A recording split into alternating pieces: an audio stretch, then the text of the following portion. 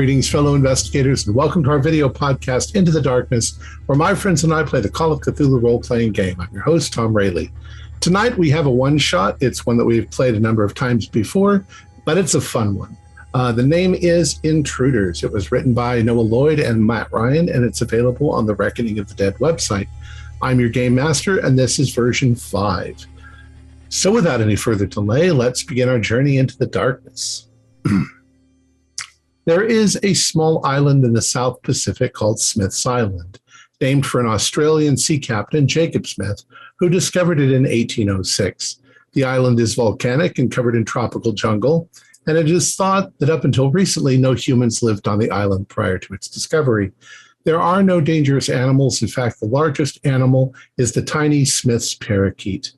Captain Smith came to the island, a small colony sprang up, but never really grew. The year is now 1985, and there are still only about 35 families, mostly Australians, Kiwis, and British expatriates, that permanently reside in the town of Smith's Landing. There are only a handful of businesses, Pete's General Store, where you can get supplies that have been brought in from the mainland. There is a pub called the Budgie's Bill that serves food and beverages and is the most common place to find the locals hanging out, and 2 small bungalow resorts for tourists that can accommodate only about 25 families each. It's a tiny island. 3 weeks ago, the island's small but active volcano erupted. Thanks to seismographs stationed around the island, no one was hurt. Lava was expelled and fortunately flowed in the opposite direction from the town. The only damage done in Smith's Landing was a few broken windows from the resulting sonic boom and earthquake. Almost all of the tourists left at that time. The residents returned, and shortly thereafter, a group of hikers observed a large structure on the far side of the island uncovered by the landslide. They estimated that it was about 300 meters up the far side of the volcano. They told this to the local authorities, who then contacted the university, and that's where you came from. You arrived via seaplane from Tonga a few hours ago. You've settled in your rooms at the Paradise Resort and have gathered at the Budgie's Bill to make your plans. It's a pleasant little European-style pub dressed in pastel blue and white with a lot of beer, fruit juice, coconut water, coffee, and the infamous kava, which only men are allowed to drink. Soft Polynesian music plays in the background, but the place is empty this time of day. What's your next move?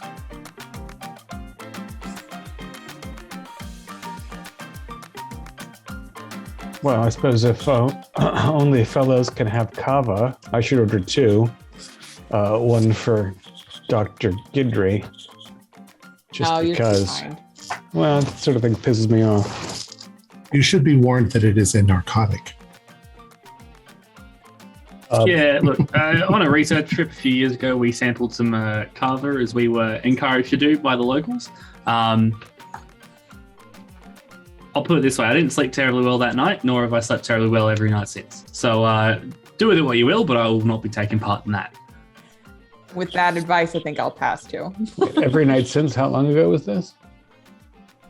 Well, this was during my honours, so this would be a couple of years back now. Well, a couple of years back. I'm still yet to finish my PhD, but that's all right. Hopefully, this structure is evidence of a volcanic civilization. That could be a great PhD topic for me to finally get that doctor at the front of my name. I also really hope that it's Pulitzer Prize worthy. I'm excited to go out there. Dr. Raley, is it safe to go out there? What are the dangers? Well, we'll be checking. I mean, given that everything's been quiet for a few weeks, it should be quite safe. But I've got gear to measure off-gassing and things as we go along. So we won't go anyplace dangerous. You might get some great photographs. I'm afraid that the humanist scientists might be disappointed because, it seems extremely likely to me that this is a natural geologic formation that tumbled out of the mountainside during the eruption, and not, the desired extra Eastern Islands heads that would make us all famous. Well, I hope we find something related to Margot's study, because I'm working with her for a potential paper. Get your photographs anyway. If you can sell them to Nat Geo, all the better. I'm kind of on Brierly's side here. I think we have no record of anyone living here. I think it's it's rare to find lost civilizations, I'd love that. That'd be wonderful. But so either way, get your pictures, Winston, and publish them. I encourage that.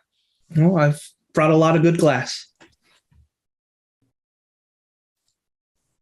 So you're sitting there for a few minutes. You're served some food. You're served some whatever you want to drink. There's they like coffee there very much. So there's plenty of coffee drinks. And there's a lot of non-alcoholic things too, fruit juices and coconut water. After you're there for a few minutes, a gentleman steps inside, rather, I don't know how to say it, bulbous looking gentleman in a light yellow suit. He comes in, he looks around for a moment and sees you, and he smiles and he walks over. Ah, you've made it. Good. Are you all settled in? I'm the mayor, Mayor Mason Keefe. Good to meet you. Yeah, Accommodations are great.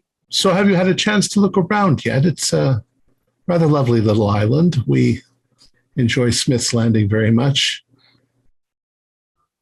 But Yes, we're sir. rather isolated. My first stop was this bar. I've not stepped much outside the plane in the resort. From what I've seen so far, it looks wonderful. Yeah, it Excellent. looked great from the air.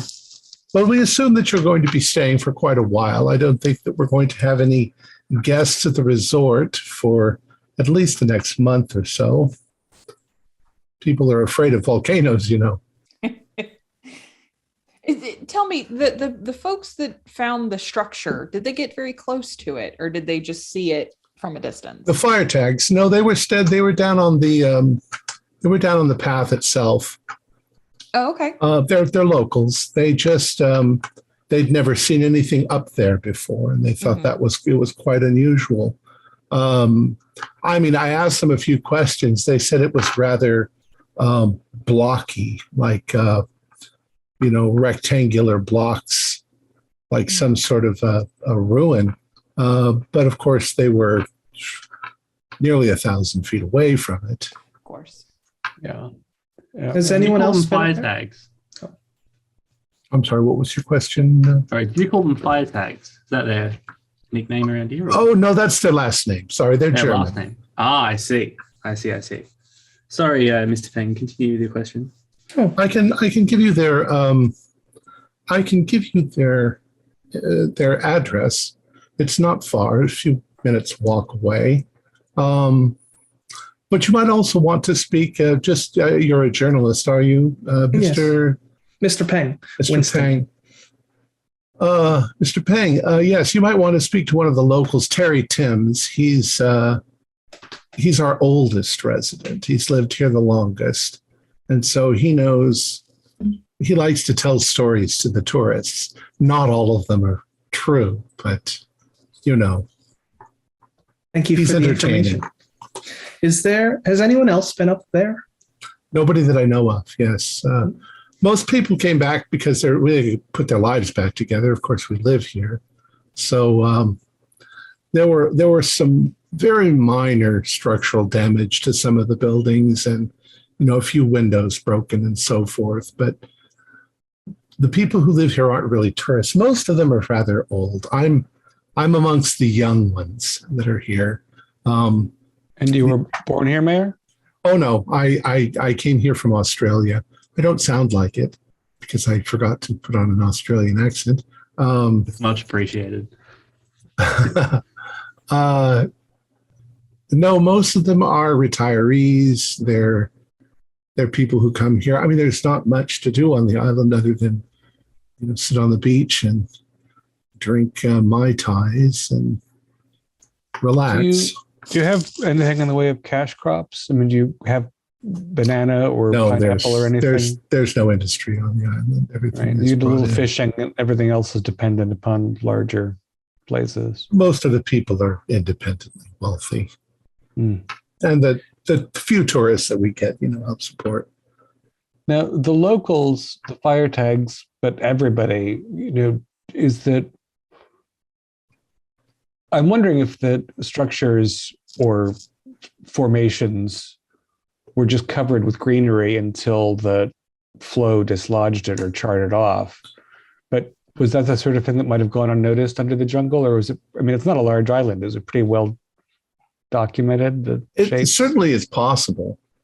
I've been told there's I haven't seen the destruction to the island on that side.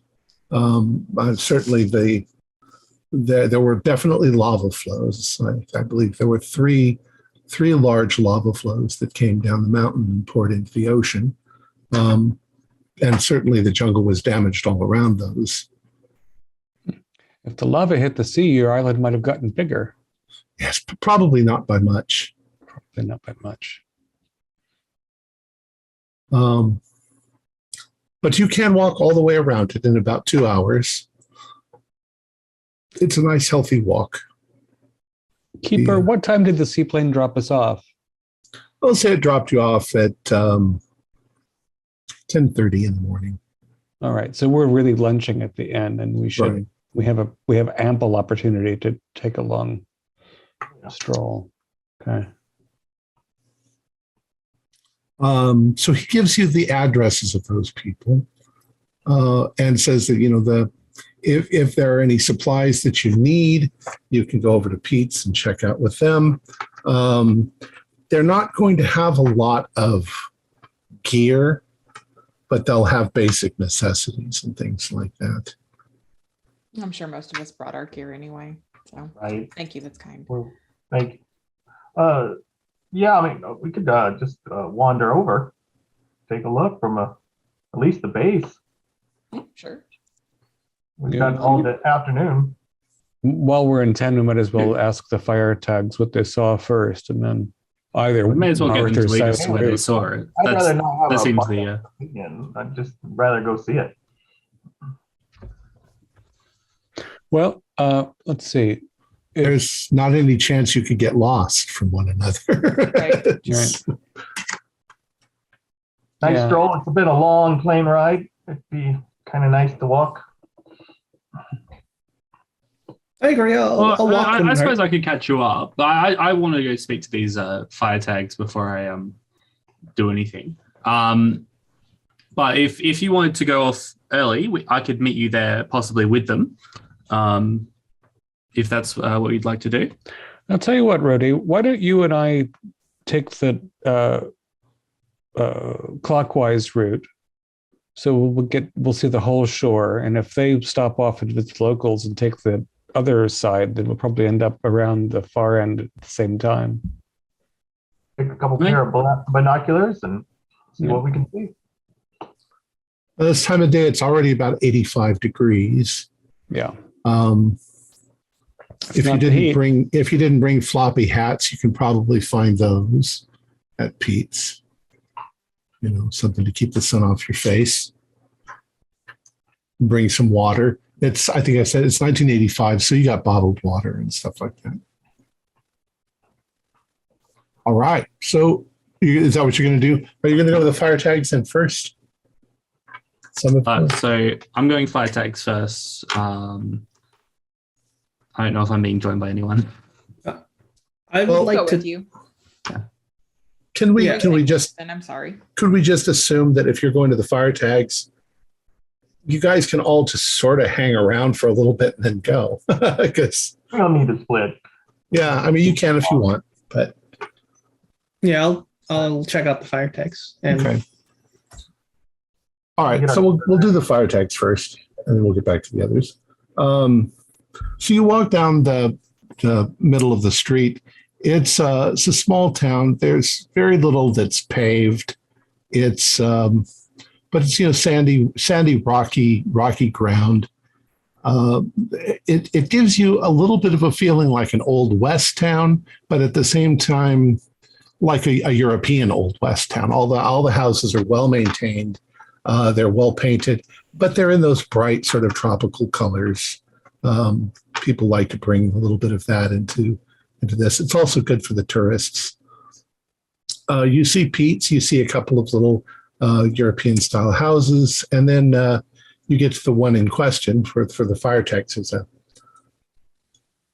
a sign, and you walk up, and before you can actually get through the gate and start into the yard, one of them comes out onto the veranda, their porch, and they see you and they say, "Oh, hello.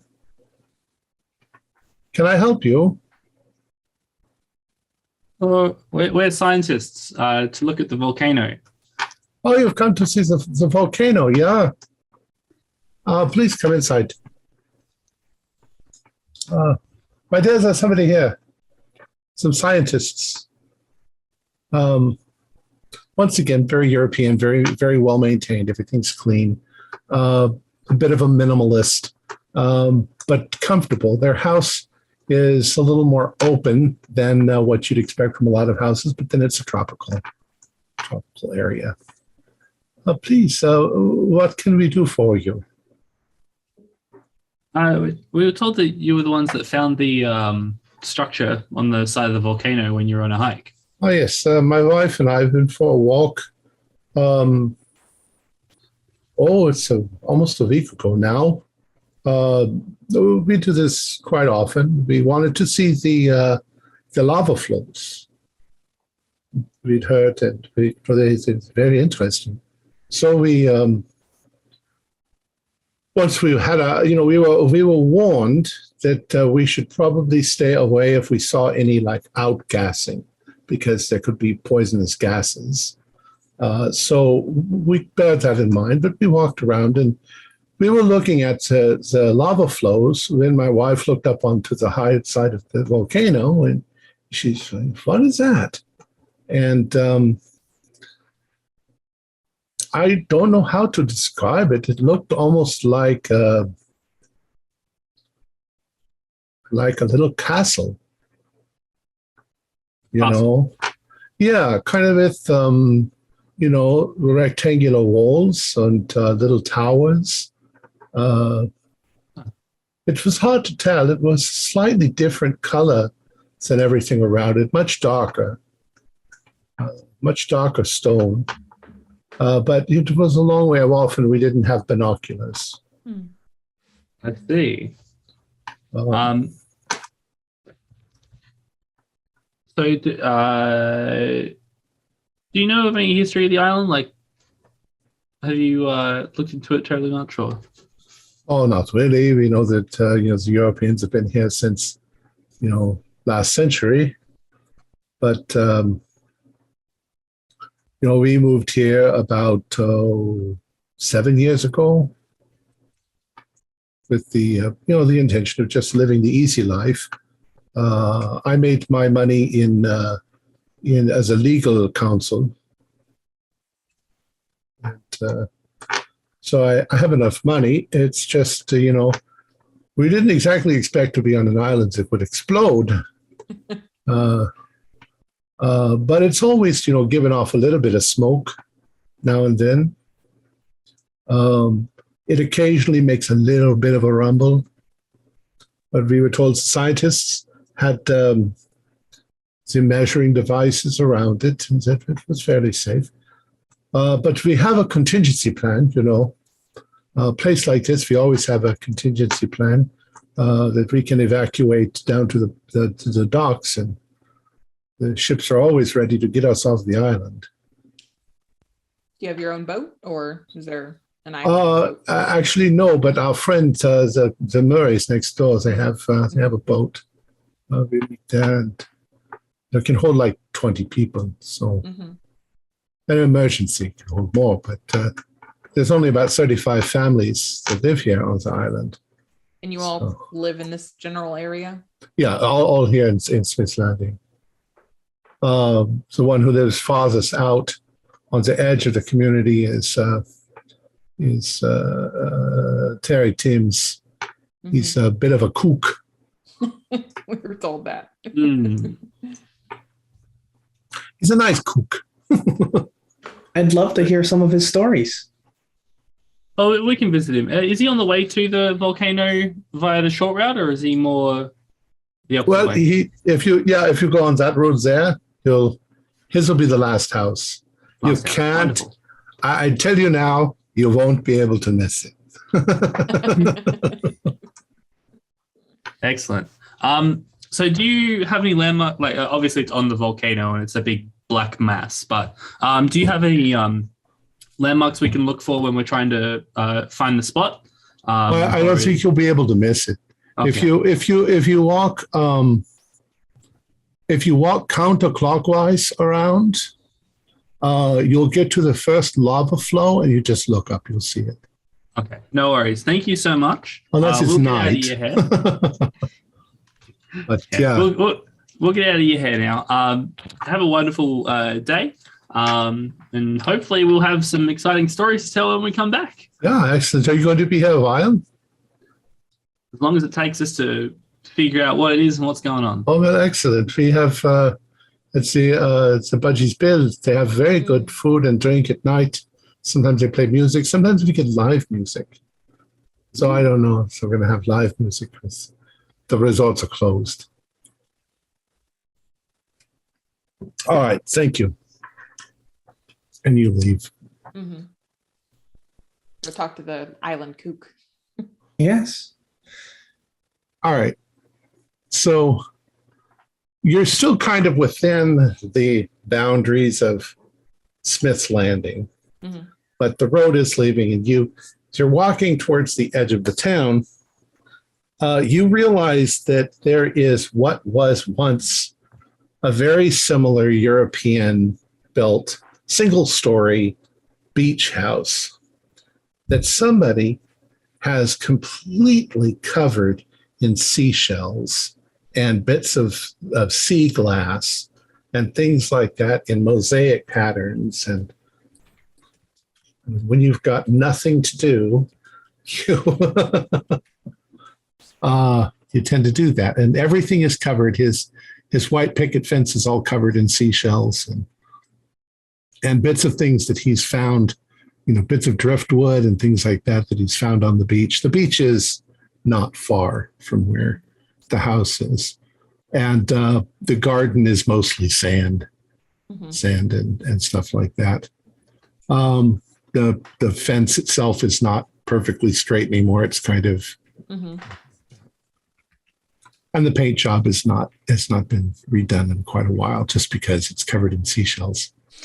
All right, so you walk into his yard and go up to his door and you knock. And after a couple of moments, you hear this creaky floorboards, and a gentleman answers the door. He's looks like he's probably in his mid-70s. He is barefoot. He has on little white shorts and pretty much nothing else. And his hair is white and scraggly, and he's got a full beard. And he's like, "Oh, hello. Who are you?" Mr. Timms, I'm Winston Peng, a photojournalist, and I was interested in some of the stories you have to tell. I heard from the mayor. Photojournalist. Yes, and I was wondering actually He if I could strikes get a pose. and I take a picture. Could I get a picture of your house too? Of course. That's what it's for. Wonderful. He says, "So are you like from an art magazine? I'm gonna finally get a spread in Home and Garden." Perhaps. We're from a university, Mr. Timms. We are here to investigate the volcanic eruption and this structure that people have been talking about. Oh, said, "Boy, when that thing went off, scared the daylights out of me. Big sonic boom, everything rattled, knocked some of the seashells right off my house. Everybody ran, though. I didn't. I waited. I figured unless I saw lava heading in this direction, I wasn't going to move. And as it was, nothing happened. I wondered if there was any kind of tsunami that hit anywhere, but I didn't hear anything on the news. Well, we were told that you were the purveyor of island secrets and stories. I know everything about this island. And he's like, well, where are my manners? Come inside. I'll make some coffee, tea, whatever you like. Tea, please. Kava. And he turns towards you, Margaret, and he says, I don't care if you're a woman. I'll give you some kava if you want some. Something a little less strong for me, but thank you. So he begins to regale you with all his stories about Smith and all of this. And old Captain Smith, of course, that's before his time, but he knows all the stories. He came to the island when he was 13 and fell in love with it. He's loved it ever since. And the only interesting thing that you get, of course, Winston gets a whole lot of fluff to add into the story about the islands. It sounds very colorful. They've never had war. Their crime rate is 0. If there's any problem, it's on a resort, and it's usually a scuffle, and that's about it. No murders, no thieves. There's no point in thieving, because if I stole something from him and he saw it at my house the next day, he'd know I was the thief. There's just not that much point. The one interesting thing that he gives you is that the reason the island was never inhabited by any of the islanders was because it had a nasty reputation. People didn't even like to fish near it because they said there were ghosts, that the people who had died that were not very good people, they get stuck on the island. Of course, I ain't never seen any ghosts. I've never seen any ghosts or anything unpleasant here at all. But the islanders call it Kohatutoka, which means the cursed rock. And you know how these superstitious things go. Once they get that name in themselves, it gets ingrained into their very bloodstream, and they don't want to go anywhere near it. But the fishing's pretty good, and there's not even any dangerous insects, and the mosquitoes and things like that. Mr. Timms, what do you think about the structure on the volcano? I heard about that. I don't know about that. I'm not really a highly educated man. The things I know about the islands only because I've been here for so long, but I didn't really get much of an education. I don't know. Maybe somebody built something here a long time ago, but as far as I've heard, nobody ever lived here, and certainly no European would build a structure right up near the caldera of the volcano. We're going to try and find out. Well, I hope, you guys are always welcome. You want to sit around the campfire and listen to old sea stories? I got a million of them. I'll be sure to interview you for your sea stories another time, Mr. Timms. But we have slightly more pressing matters today, unfortunately. Well, enjoy yourselves. It's a nice island. Thank you very much. Wonderful. All right. I suppose we alight to the volcano. Yeah, see if we can catch up with Doctors Brierley and Rhodey. Right. Were you going to go in the opposite directions around? It's probably a good idea, right? See it from a different angle. If we know they're going one way, go the other. All right. Since we were impatient about talking to folks and just wanted to see things, I can also see whether there's any spray of, ejecta and that sort of thing on the shores as we go. So as you move around the island in both directions, It's a fairly lush jungle. You can hear the sound of small things like frogs and insects, and the chirping of little birds. You might even, with a little luck, you might see a Smith's parakeet. They're little blue birds. They're very pretty. Probably have all seen parakeets, so you know what they more or less look like. They're small though. You see a lot of tropical plants with various kinds of fruit and berries, lots of lush greenery, lots of coconut palms, and it's fairly dense in places, going up the side of the volcano. And no matter where you are, you can always sort of see the volcano. It's there, as you're going around, or it's there as you're going around. And you can see that the top of it looks like if it was once more or less peaked, it's now shattered up at the top. A lot of the plant life towards the peak has been damaged and burned or scraped away by little landslides. The road is fairly flat. It rises a little bit as you're going towards this side of the island. And you also notice that it drops off rather precipitously in places. It drops down into a little bit more jungle and then the ocean down below, maybe 100 feet. But it never really rises very much more than that up onto the side.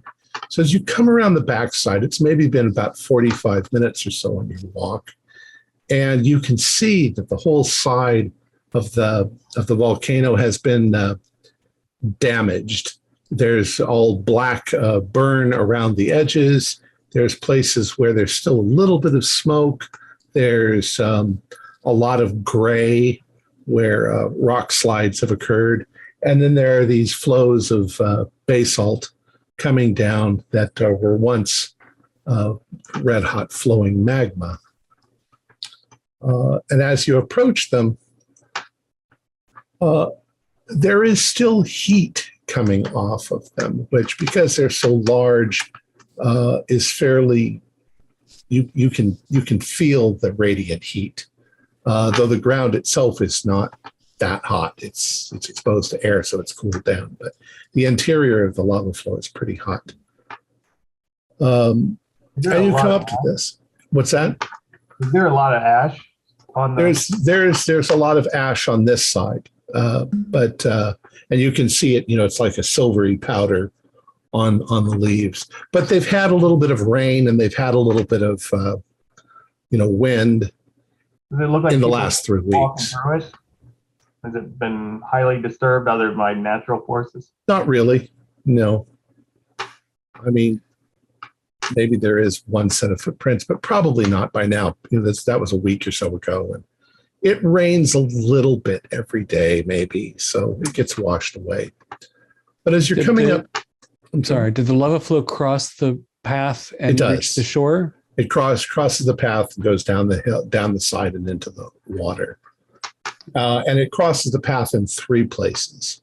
So you're coming to it from 2 different directions, and it's large enough to where, it's about, I'd say from where you're standing to where the others are standing on the other side of the 3rd flow, it's maybe a couple of football fields across. So when you're there and you're looking, you can see them over there, but they're just dots. And then there's the lava flow, then some more road, then lava flow, then road, then the lava flow, and then them. So is the cooled lava, how roughly how wide are the patches as they cross the road? Maybe a good 50 feet or so. And okay. you can tell by the road that it's fairly thick too. So what you'd end up having to do is climb up a little onto it and up and over to the next side. It thinned out right where the road is, so that's why you can see them over there. But it piled up quite a bit. That's why it's still hot. We should probably scuttle over Rhodey and give them some advice before they grab a handful of something and injure themselves. Exactly. Although I'm going to take, we've got some binoculars with us, just take a peek. Yeah, I'm also going to, take a couple of gas spectrometry readings to make sure that there's nothing that we shouldn't be breathing and that sort of thing. All right. So, using your binoculars, there's no obstruction between you and the top of the mountain looking up. It's just there it is. It's very spectacular, and there is definitely something up there that has right angles. At least from this point of view, they look like right angles, but there are a lot of crystals that have that shape. So it sometimes happens in nature. When you're looking through the binoculars, do a spot hidden for me.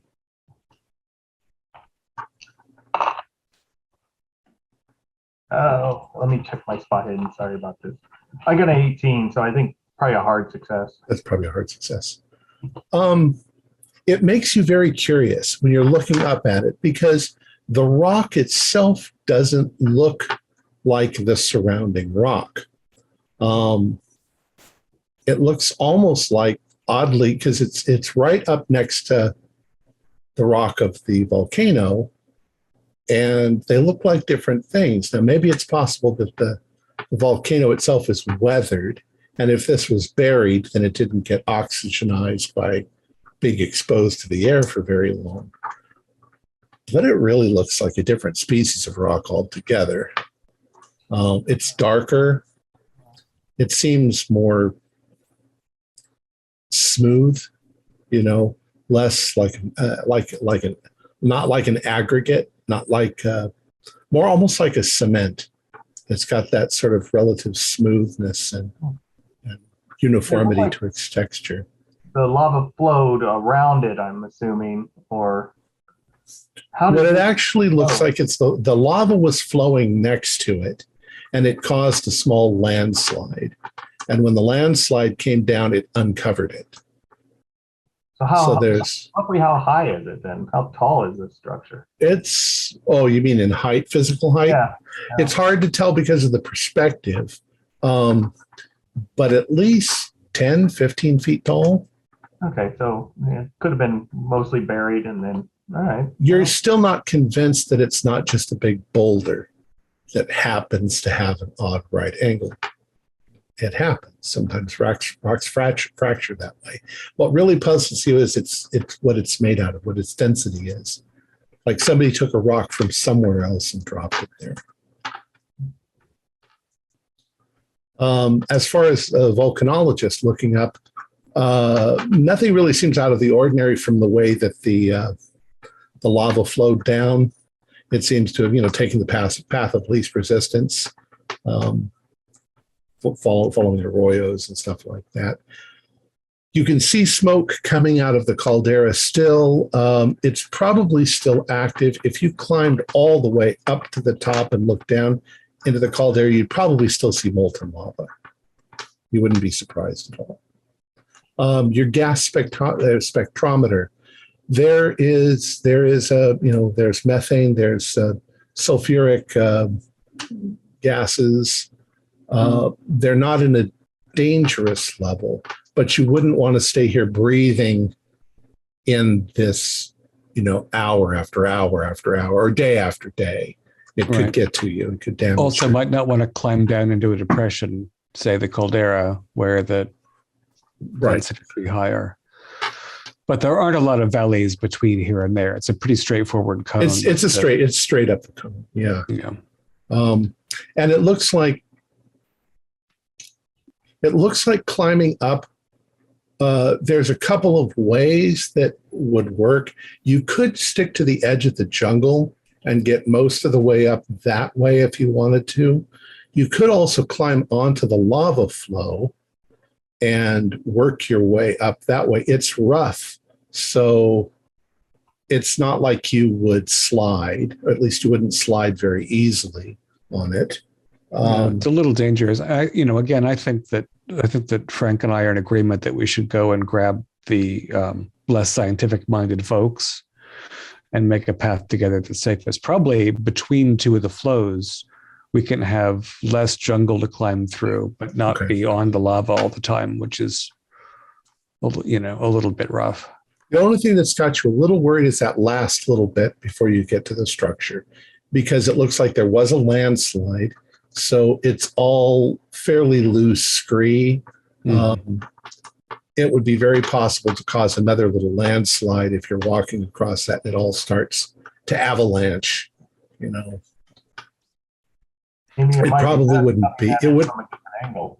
Yeah, you got to find a way to get to it. We'll assume that you're climbing up and over, trying to get to where they are as you're going. You can do a dexterity roll.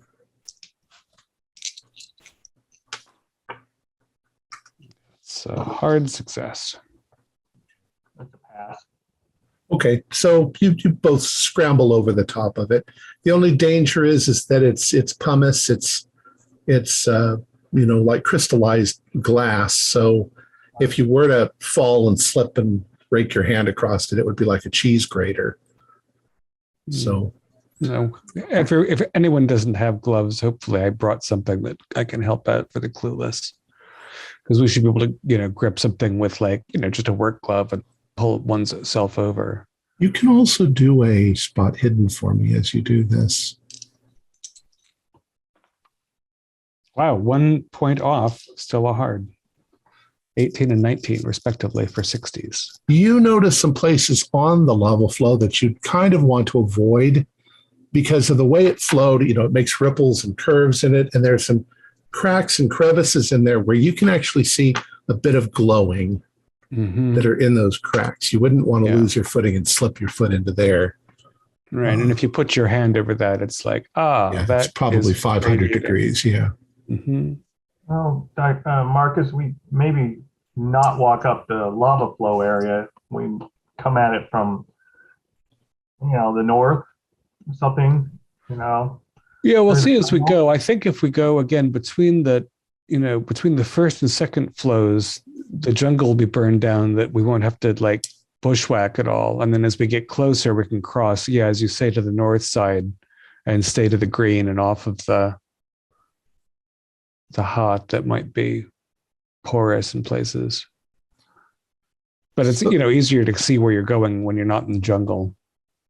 So the other three of you see them crossing these lava flows, which you were probably wondering if it's safe, but they seem to be jumping across them without any difficulty at all. If I see them moving, I'll probably, move to meet them halfway so they're not coming all the way across to us. You guys also can look up. Now, from where you are, the structure is almost straight up, up the mountainside. And it does look damn peculiar. It could still be rocks, but I can see why people thought that it was something, from down here. I'm going to apply my telephoto lens to get an extra zoom on my camera. Okay. I'm going to look up at this structure. I would like you to do a spot hidden roll as you do that. That is a hard. Okay. You focus in on the structure, and as you are looking at it, you can your camera's really a good one, so you're focusing in pretty close. There's something about the wall that you think that there are little striations of blue in the structure, like it almost reminds you of looking at a marble floor, except in this case it's black, and it seems to have these little waves of blue in it that are really pretty. But it makes you think a little bit of gemstones. Maybe there's gemstones. Maybe there's diamonds. Who knows? It wouldn't be that unusual around a volcano. I'm going to have to ask Dr. Raley what this strange rock is. Do you see there's lines of blue? I'll see if I can see it through the binoculars. Yeah, I mean, you see it. It's probably is it a digital? Do we have digital cameras in 85? Maybe primitive ones, not very good ones. Yeah. You had probably digital viewfinders, maybe. I mean, yeah, you can see it, but once again, it would be better if you could get closer because you're still seeing it from a long way off. Also, from this side, there seems to be another structure there too, an odd structure.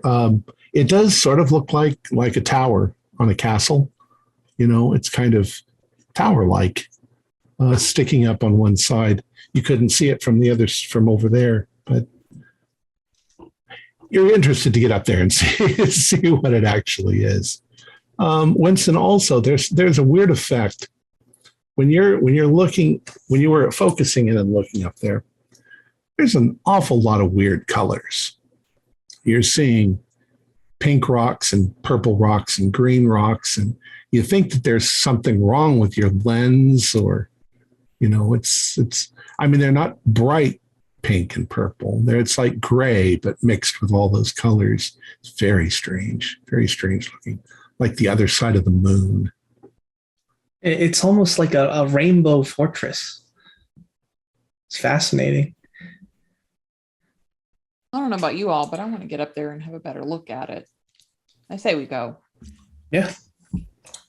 Now you can tell it's going to be a bit strenuous getting up there. You're climbing about 600 feet. Oh, I said 300 meters, 900 feet you're climbing up. How are people's boots? Right. Are we prepared for this, everyone? I Yeah, assume we purpose. would've- yeah. We do a lot of us do field work of some kind. I'm assuming We were coming to a volcanic island. I think right. we would have made appropriate footwear choices. Put your We're rubber looking at Here in soles. high heels. So We're looking over at Winston. I'm gonna roll. Yeah, I've got boots. Good.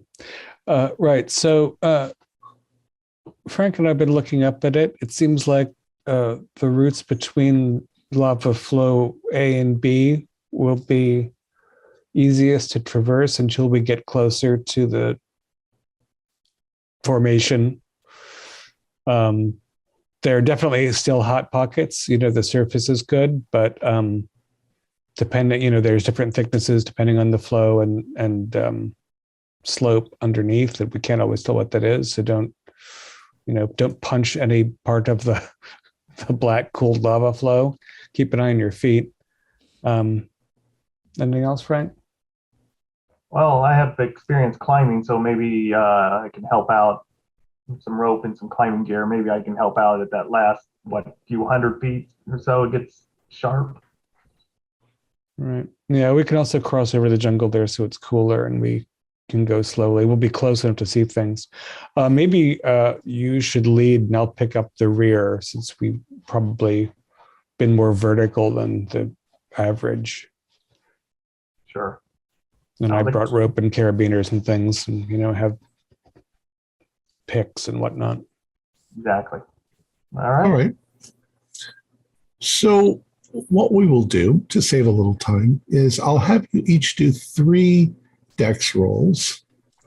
And if you fail, you slip a little, you slide a little, you trip over something, but you're not going to injure yourself much. So Statistically, 3 dex rolls. Climb over deck. Ooh, an 01. So Marco is like pirouetting on top of the lava flow. I passed all 3, but the 01 was. I failed 2 out of 3. Okay. I tuck away my camera in my shoulder bag, and I also failed twice. Okay. So James and Winston, you come away with, stripes and on your arm maybe and on your hand, on the palm of your hand. Just take 1 point away. Anybody else? These injuries, they'll look great in the discovery photos. This pumice is sharp. I had 1 regular, 1 failure, and 1 extreme success. Okay. I'm glad I was in the rear so that when I fell, I was like, No one just noticed. got up and brushed it off and acted like I didn't fall because I'm. So you didn't actually do any damage, but a little bit, just you're a little Dignity. sore. Yeah, dignity. Frank did All right. not. He didn't? Okay, good. No. So you come to a place where you get to the scree, The screed turns out to be the most difficult part because you have to kind of scramble. You can try to work your way over to the side and scramble across it. And as you scramble across it, of course, little rivulets of rock start sliding down. It's a little precarious, and it's a little, you got to go for it because once you start, if you stop, then you will start sliding down as well. There's no real danger of you falling. It's just slow progress. But you finally come to a little bit of a ledge. You climb up, and the structure is there. And now even more so, it doesn't look entirely natural, except for a few things. The rock itself is kind of a dark grayish black. There's definitely a very interesting blue sort of striations in the rock that make it very pretty. But Frank, you're kind of puzzled as to what it would be, like the type of rock itself. Yeah, I mean, you could do some chemical analysis, which would tell you. Yeah. But why don't you do your geology roll? Marcus, you can do a volcanologist roll too. Yeah. Success, regular. Oh, I got no one. Oh, nice. So, Marcus, what you notice is that the rock it's definitely not the same kind of rock, not from the lava flow, not from the surrounding rock that exists, not from the scree or anything like that. Dr. Ruby, Frank. you go up to look at it, and you're getting a really good close look at this stone. And it's not quite as square as it looked from down below. It's actually oddly angled, but it's also not sharp. It's all of the edges are worn smooth. And as you're looking at it, you've only seen rock with this quality in a few places before on Earth. The volcano is millions of years old, but the rock of this structure is billions of years old. This doesn't belong here. Yeah, I'll just look through the group. Actually, you can do a sanity roll for that one too. Realizing that this rock is literally billions. You've seen it like in the California batlith. I passed. Sanity. Yeah, this is just not. I just turned to.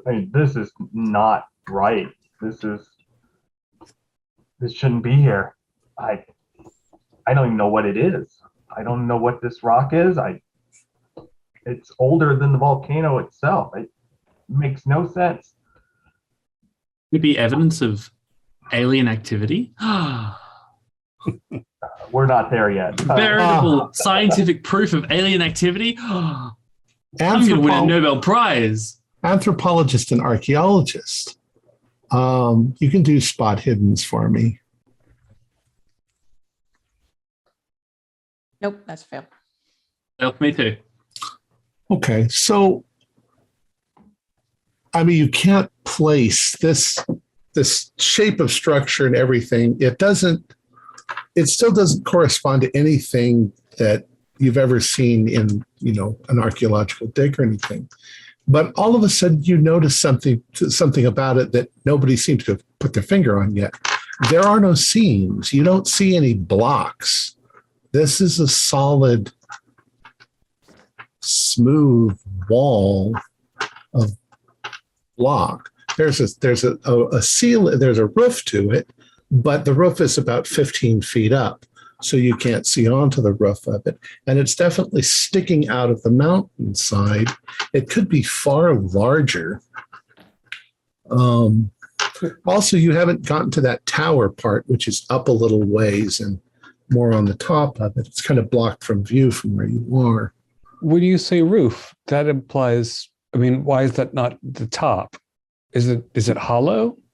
Well, I'm saying that you're close enough to it to where you can't see what's up here. Right. I mean, I'm it gonna wouldn't knock be- on it. Yeah. I'm going to take a sample of the stone. Start chiseling on it. Chip. You have your little rock hammer. You hit it pretty hard, and it rings almost like a bell.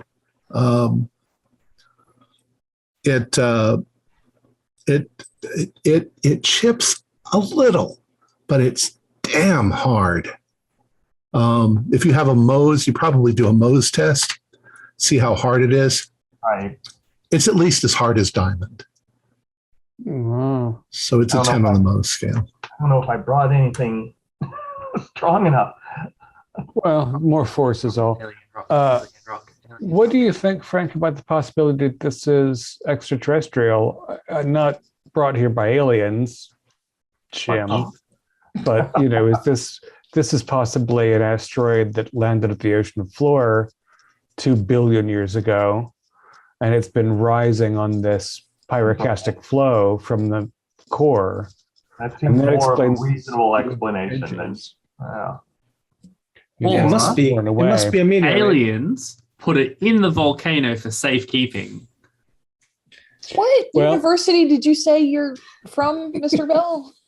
The Australian National University, which is a real one. Please don't sue me. Is that accredited? Does anyone know anything about that point? It's only been open for about 30 years at this point. It's run by drop bears. I would say that any species capable of interstellar travel that was stupid enough to put things into a volcano for safekeeping, it seems, a bit topsy-turvy. They've been harnessing the energy of the volcano itself to power themselves, though. Right. Well, What evidence is there of that? speculating on, we're not even. It's a rock that's older than everything else around it. A I am meteorite. simply taking a broad, Huge. potentially conjecture-filled opportunity to say that maybe this is not from Earth. In which case, I want to see if there is anything about it that is potentially structure-like a door or a window. Yeah, I'm going to take a walk around. Look for a doorbell. I'd like to be boosted on top of the roof by someone who is tall. Well, you can just go up the hillside. Also, I'll do that. All right. So once again, you got to go up some scree to get up there. Just to mention, if it were an asteroid or a meteorite, then having it billions of years old would actually make sense. Asteroids and meteorites are from the creation of the solar system. So they're the oldest rocks that we have. So you manage to kind of scramble on the top. And as you're doing that, there's a lot of scree on the top. So the top's kind of obscured, but it's there.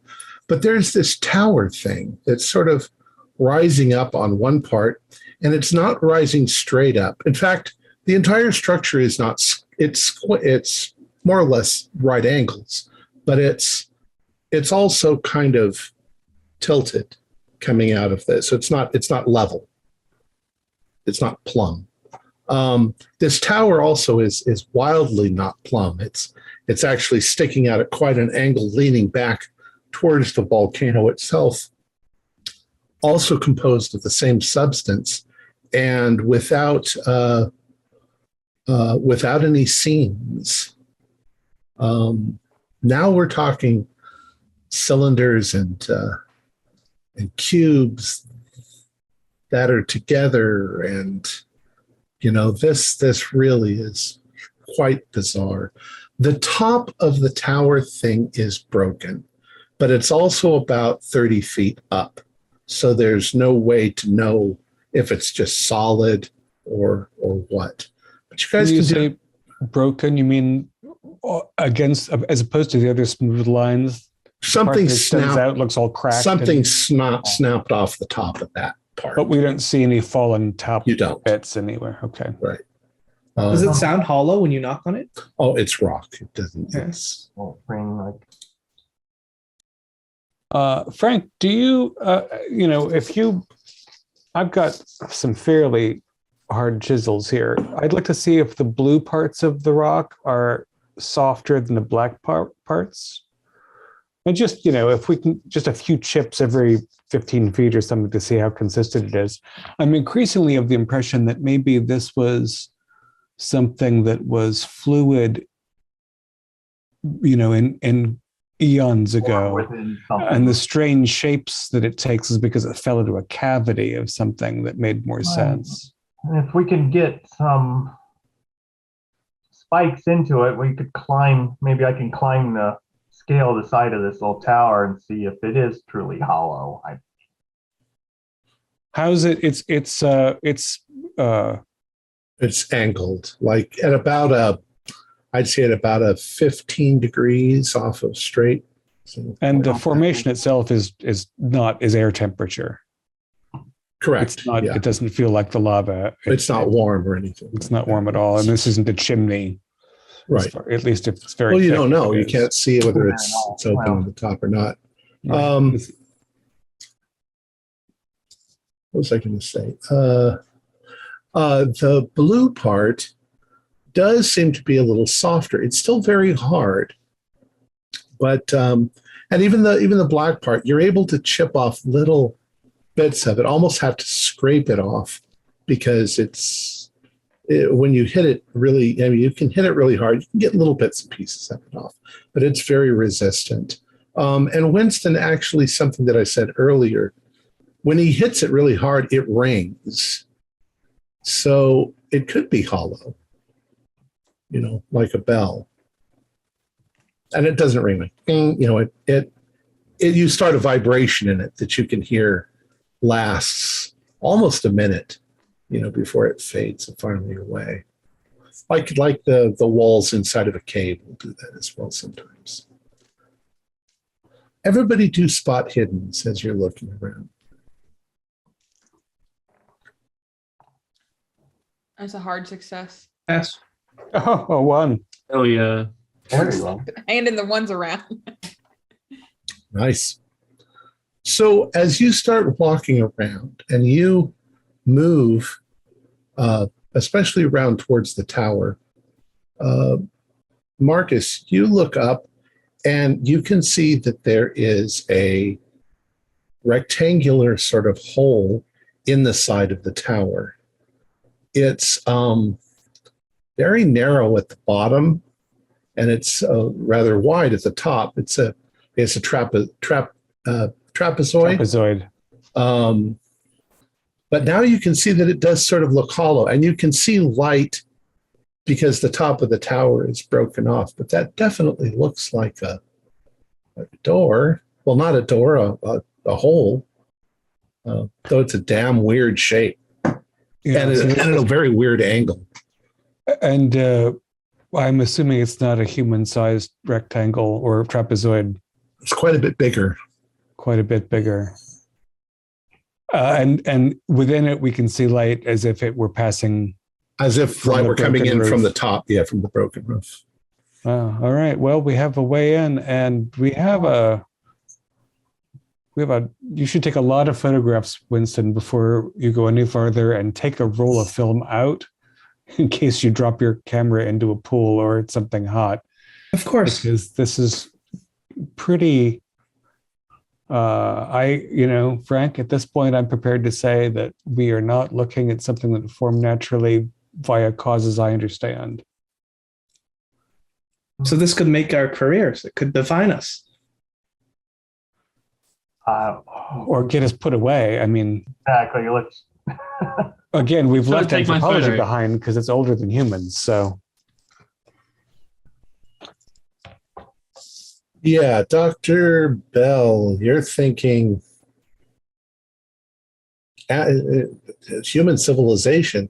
You don't know if there couldn't be a human civilization out here in the islands that far back. I mean, definitely not billions of years. There wasn't life on the planet that far back.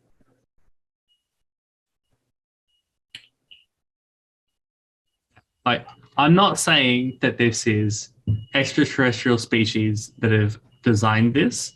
However, of the potential options that we have, this thing that is harder than, at least as hard as if not harder than diamond, that has been uncovered on a volcanic island that has had no one living on it for centuries until the last 100 years or so. It stands to reason that potentially creatures that are not from this place have had a hand in this very angular and designed structure. Now, we may be upside down. If this triangle is pointing this way, which I believe it is, this structure may have toppled and it may have been stationed inside the volcano at one point, which has then come off, and that's why the end bit's broken. That is my current working theory. I'm not an architect. I am an anthropologist, and typically triangle bits in structures go up, not down. That is what I've observed in my anthropological studies. In your scientific opinion? In my scientific opinion, aliens. Well, Dr. Bell, do a anthropology roll.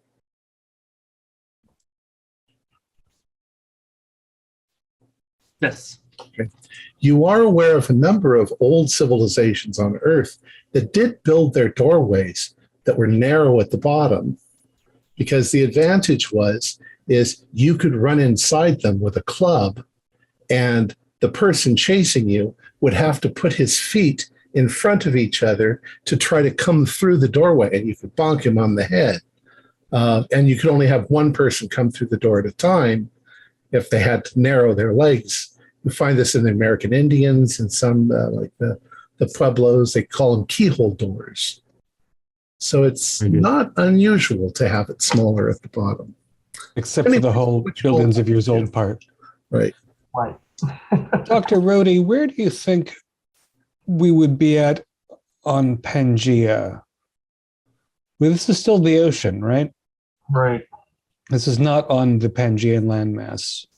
No, it should have been just a naturally formed island. Maybe a coral. I would have assumed this was a hotspot island. Again, I think the working hypothesis that is not alien intelligence is that this had to be something that crashed into the ocean when the whole planet was hot, and therefore it could land any which way. And it's been thrust up. Well, we are all gonna get papers out of this, that's for sure. Exactly, but I think it's way too soon to make any conclusion on what it is. Do you think we should try to drive spikes into this tower to climb it, or should we work on the lava flow above it to build a structure that will let us branch over? Well, where's the opening? How high up? About 20 feet up. Okay, so I mean, I probably can, if we can drive spikes into the blue parts, I can get up there and get a rope down, and we'll bring everybody up one at a time, assuming that it's not a big tube that just drops to unknown depths. So let me at least look over the edge and look down and see what we've got. Wouldn't it be safer if we built some scaffolding or brought in a ladder, enlisted the help of the islanders? It ultimately could. I don't know about putting a ladder out here on this. I mean, we have plenty of time. Well, it's only an hour and a half now walk back to the town. It's probably about 1:30. We could take things slow. And wouldn't driving spikes into this structure damage it? And wouldn't that be bad for research? It's not going to damage it that bad. Okay. Well, I would say that spikes that are capable of supporting multiple human weights that's a bit of we are really marring the surface. And also it's very hard. So it might be The nearby forest, is there bamboo? On this island, there's not bamboo. There's That has palm. not been introduced. I guess the one question that somebody we haven't heard from is, how does the archaeologist feel about driving spikes into something that may be the archaeological discovery of the century? I don't feel like it can support this. I don't think it's archaeological yet. Surely we can we can walk back to the village area, borrow a truck, and at least get us part of the way through with some supplies. I have to agree with Winston here. There are probably ladders on the island. There are probably 4 ladders on the island, but we can figure out how to make some more. So how pointy is the bottom point of this triangular sort of? It looks like it's a couple of feet across. Okay. Okay. Well, I'm all Yep, for let's go back to the landing. taking we could take measurements right now. We could start drawing it and photographing it and getting some of those details. If somebody wants to go into town, I can go. I can go back into town or someone else and see if we can find a ladder or some kind of. I don't know if we can get scaffolding up here easy enough, but we can take our time, work through this. Any hands make light work, so. And I fail to see how this structure is going to be moved or interfered with, considering the difficulty some of us had getting up here. I'll look at Winston. We can just sort of leave it and come back. Not going anywhere. Speaking of dimensions, roughly, it is basically 2 chunks, and they're sort of rectilinear. It's a larger. The whole of the structure itself. Yeah, there's a larger thing, and then a bit that goes off that's taller and thinner. Well, you don't need this. Sometimes you don't need rolls for these things. You start to walk around. There's scree on the top of it because it's come down the mountainside. Right. But you can follow. Measures. You can follow the edge of the structure all the way back to the scree, and the tower is part of it.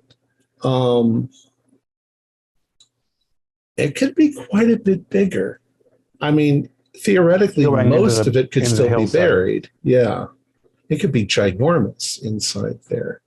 You just don't know. But there's definitely no, if you're at a corner of it and you're going in this direction, this direction, this direction, it's going into the scree. So you don't see an end to it. And if you pull the scree down and excavate for a while, it keeps going. So it's at least, 100, maybe 200 feet. We would have only brought our grad students with us. Yeah. Yeah, you said you were just going for a walk, so you didn't bring all of your stuff with you. I think we need our equipment. Yeah. Basics, yeah. Well, then if you agree, we can skip ahead. We'll assume you go back. You wanted to see if you could find some assistance. Most of the people here are older, but you find a couple that are willing to help. There's Michael Clark, Mickey. There's John Patterson, Jax. And there's Dave Hicks, Dix, DIX, that are all willing to help. They're probably in their 50s, but they're curious and they're willing to help you sort of schlep stuff back and forth. And, if you're working out here and it's hot, they'll bring you some food from, they don't want to go inside. They really don't even want to come all the way up here, but they're helping out. So you've got some assistance.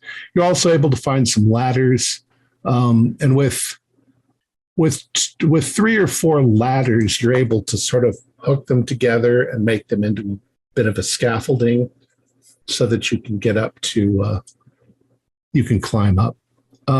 Let's say that by the next day, by noon, you guys have rigged up the scaffolding. You feel that it's fairly safe, and you can now get up to that doorway.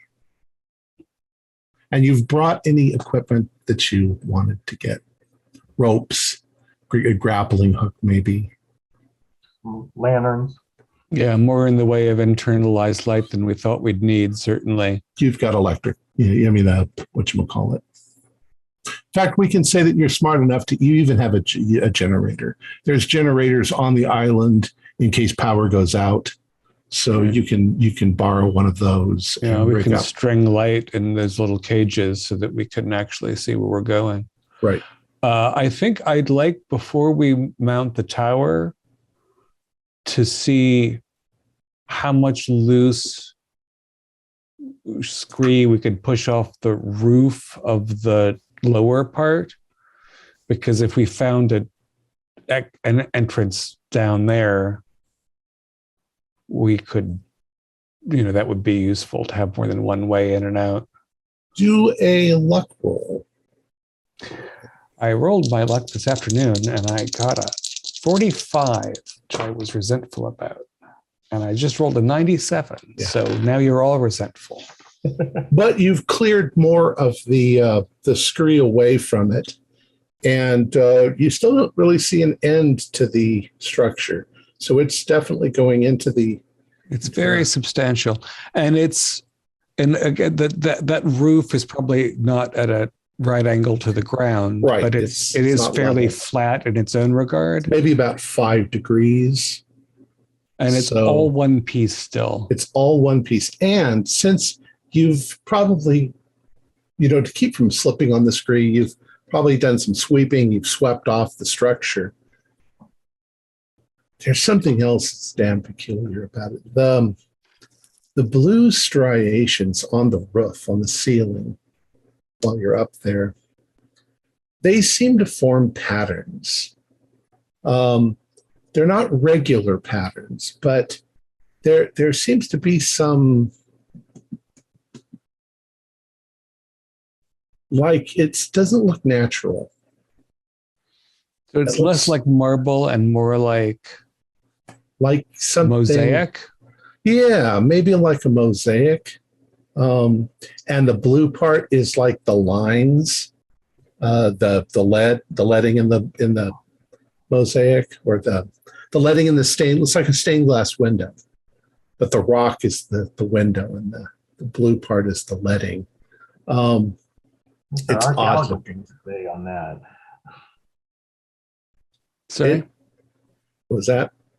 What does our archaeologist have to say on this? Is this making any sense to you? No, none of this. I mean, it wouldn't help at all to roll archaeology, because this doesn't seem to make any sense to me. Well, yeah, it doesn't. You can't figure out how the structure was made.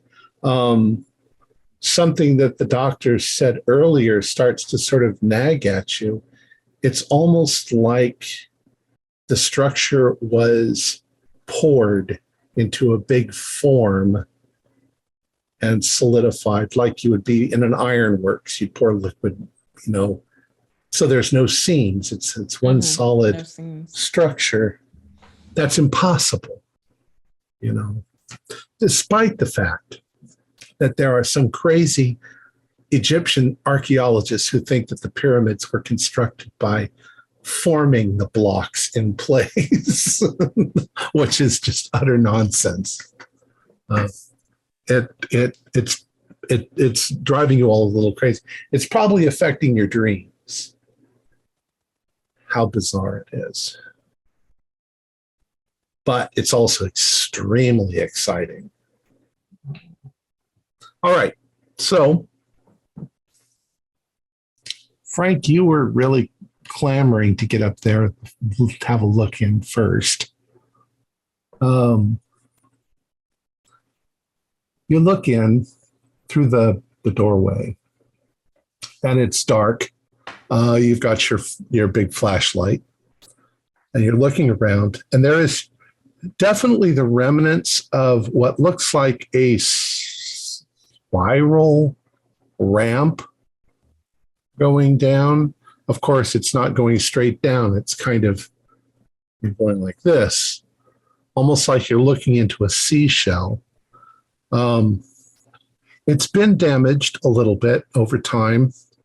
It shows the same kind of wear as the outside of the building. And there are you can still see that sort of blue striation in the whole structure itself. The ramp seems to be part of it. It's fused with the wall. You don't see any seam where it hits, but it's navigable. Is it wide enough for one or two people? Well, you could probably all walk in there, maybe two people side by side. And it would be kind of a funny thing that you'd have to do, because you'd walk kind of level for a second, and then you'd have to get over the hump and drop down to the next one, and then go for a little bit, and then drop down and land on the next hump. Because like I say, it's a spiral, but it's at an angle. Is it like a Fibonacci sequence, like that precision? Yeah, it looks pretty much perfect, like a nautilus shell. Yeah. Well, get our longest rope and throw it down and then secure it outside the window someplace, so we have at least something to hold on to. It's not a problem. Yeah, multiple secures. And I think, again, it makes sense, Frank, that you should probably lead, and I'll bring up the rear, so we have the most experienced people fore and aft. And yeah, we'll string these lights as we go. So just don't anybody let go all of a sudden. We have a flare, because we're not. I'm looking down into darkness, right? Is that for as far as the sunlight can come in? It's pretty dark. I'm not crazy about the idea of dropping an incendiary down there without knowing what's in there. How about glow sticks? Glow sticks possibly 85. They don't give up. Yeah, we had glow sticks a long way. They're not very bright, and you do have big flashlights. So, do we have helmet lights? I don't know where you would find those on the island, so probably not. Dr. Brearley, are you monitoring the gas? Making sure we don't have. Yeah. Any emanations from this tower? There doesn't seem to be any problem with the atmosphere at all. It doesn't even seem like it's volcanic. It seems like it's separate from the steam that's still coming out of the stack. There's no heat here. There's no. Yeah, which is odd too, because if it was in the volcano, it should be hot somewhere down there, right? No, it seems like this really was a bit of flotsam that was pressed up somehow on top of that pyroclasm. Actually, something I would like. Frank and Marcus, you can do another science roll. Your science. Oh no, it's 18. So hard success too. Yeah. Hard. You would understand what this means, but the opening is breathing. And although that sounds ominous, large structures, large caves breathe because of the difference in the temperature inside and outside. The air pressure will suck in air during one part of the day and then blow out air another part of the day. But it has to be a really big structure. And given that the lava is still cooling here, this thing has to be massive to be breathing and not have it be hot gusts. Right. Comfortable. So this might be extruded out of the ocean floor. Yeah, it's big. All right. So you start inside, and the farther away you get from the top of the tower, the farther away you get from the opening that you came in, the smoother it starts to get. It's less weathered. It was not as exposed to the outside element for 1 billion years. The bluish striations, they take on an almost yellowish tinge as you start to go down. And they've got a kind of a luster to them. It's not dull because they haven't been exposed to the outside. Eventually, this tunnel sort of opens into a room that looks like, I mean, to give them names that we would understand, like a hallway. So it's a long, sort of narrow, oddly angled corridor with the floor at about 5 degrees. And you're probably keeping very good track of the direction you're going and things like that. There's been no side corridors, but you're sort of keeping track of now you're going north, south, east, west, and so forth. No problems with a compass here? We're not seeing funny magnetic? Nothing like Okay. that at all.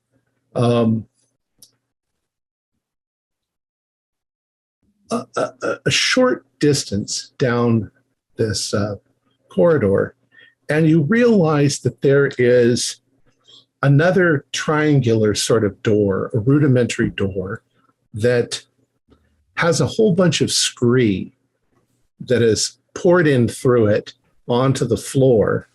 And you're pretty sure that that door might just be a couple of inches or maybe a foot below the scree surface on the outside, that it just wasn't where you could find it. But that may be an easier way in and out, which you could excavate later as you go.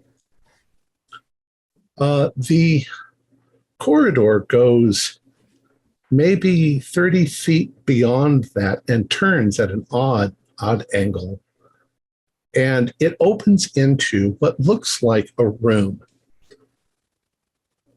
But I want to give you the impression of what you see, because just before you get to the room, you start to notice that the floor that you're walking on has changed texture. It is with your flashlights, your torches. It's almost sparkly, like somebody took glitter and threw it all over the floor, and it's sparkling with these little yellow crystals. And as you approach the door going into this room, there are more and more and more of these crystals. And you realize when you shine your light into the room, the entire floor in this area is covered in these yellow crystals. They reflect the light back at you. You see, it's almost blinding for a moment when you shine in, because they're at all different angles, but some of them are reflecting the light right back at you. And who's in the lead? And who's carrying? Dr. Rhodey. Dr. Rhodey. I'm in the lead. And who all has big flashlights? Do you all have big flashlights? Probably. We all do, yeah. I think we all do, yeah. All right. Dr. Rhodey, you shine your light into this room, and there are increasingly larger and larger crystals in the room, but the room itself is regular shape. You'd say it might be 7-sided, but the ceiling is at about 15 feet high from where the floor is. And there's just this sea of yellow crystals, which kind of get lumpier in the middle. And the walls are, they're still that kind of striated blue, but there seem to be things all over the walls, which at first you're trying to make heads or tails out of them, like they're some part of the striation. But then you realize they're cave paintings, like animals and things like that, like something you've seen in pictures of that French cave. All of the rest of you start to notice this too, because you're all standing there looking.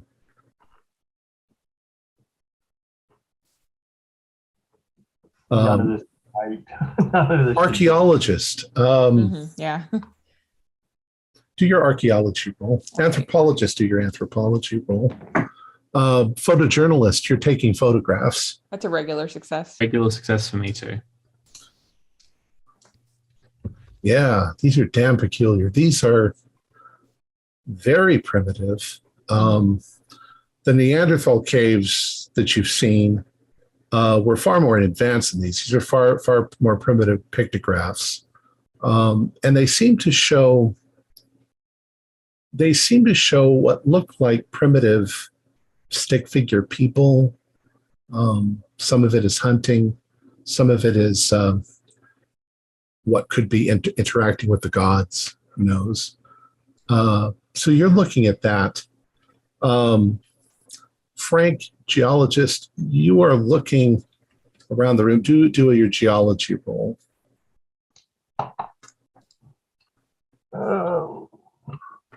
Hard success. Okay, you're really curious about these yellow crystals. You reach down and there's a fairly decent, hefty sized one in front of you, and you snap it up, and it very easily snaps off of. It's almost barely, connected to the other crystals, so it breaks fairly easily.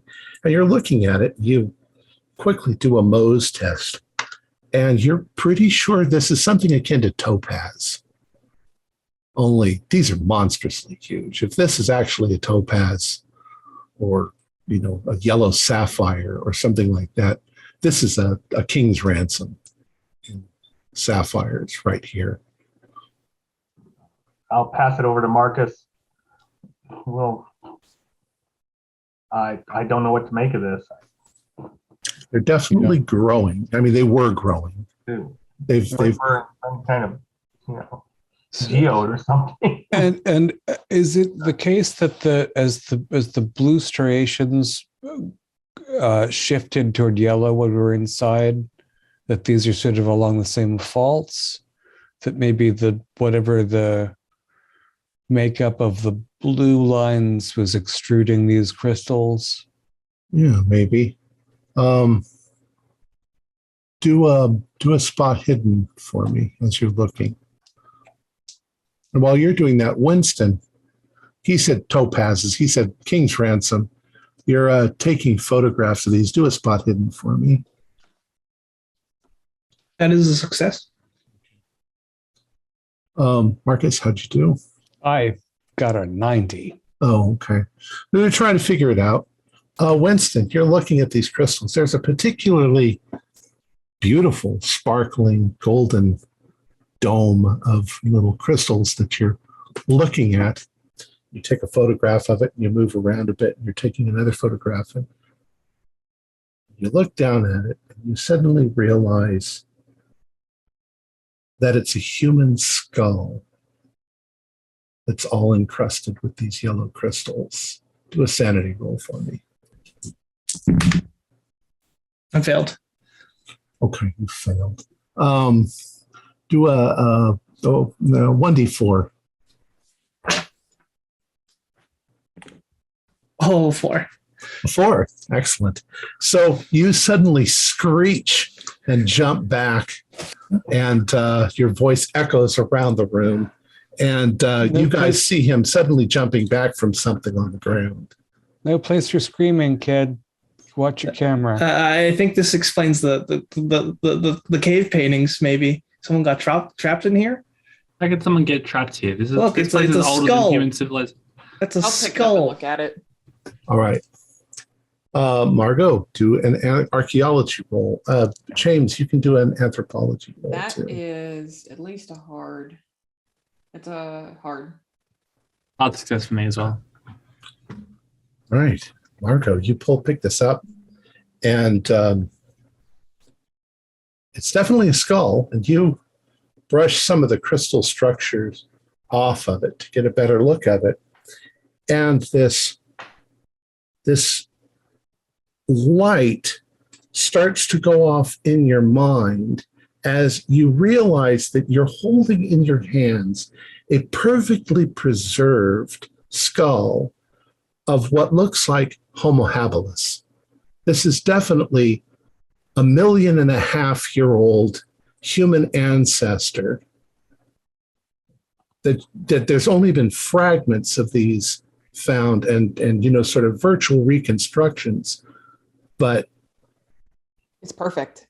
holy fucking, and James, at the same time, you're kind of rooting around where you picked the skull up, and you see that there's a whole skeleton that's lying there, fairly well preserved. Looks smaller than a modern human, almost like a child. But there are definitely, you can see immediately that there is, scars on the bones where maybe he was in a fight or something, knife wound or rock club or something. But and then you start to notice that they're all over the place in this room. We have to preserve this space. No one go tramping around in here. We may be in a grave right now. I am going to very carefully walk back out into the corridor. I'm going to gently place the skull down. Winston, do a spot hidden for me. Pass.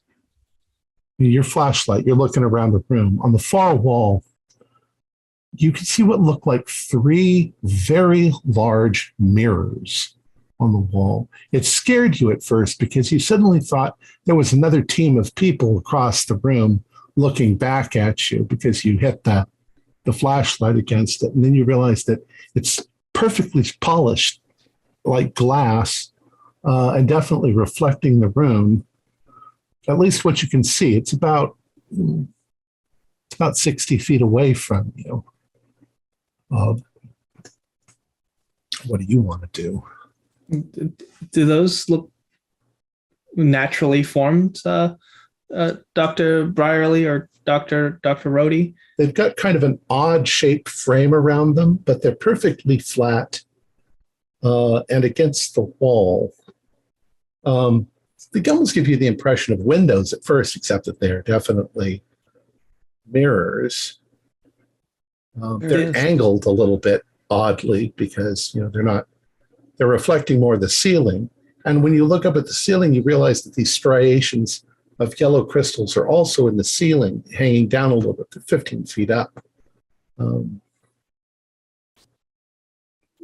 There are certainly some circumstances here that have caused unusual crystal growth, but that doesn't mean that our primitive ancestors didn't stumble into some seaside cave halfway between ancient history and now, and that all subsided and things grew on them based on although what would the density have to be, Frank, to grow this? I'll look up to these reflective surfaces and get a sense of them. Anybody else? You're doing your best to avoid. Yeah, I will. I think we were gonna light this place up a little bit better. And watch where you're stepping. Yeah, I'm gonna have stuck my head in the room still, keeping an eye on everything, but I'm firmly outside the room at the minute. Okay. Yeah. Why don't you all do dex rolls? Failure. Extreme.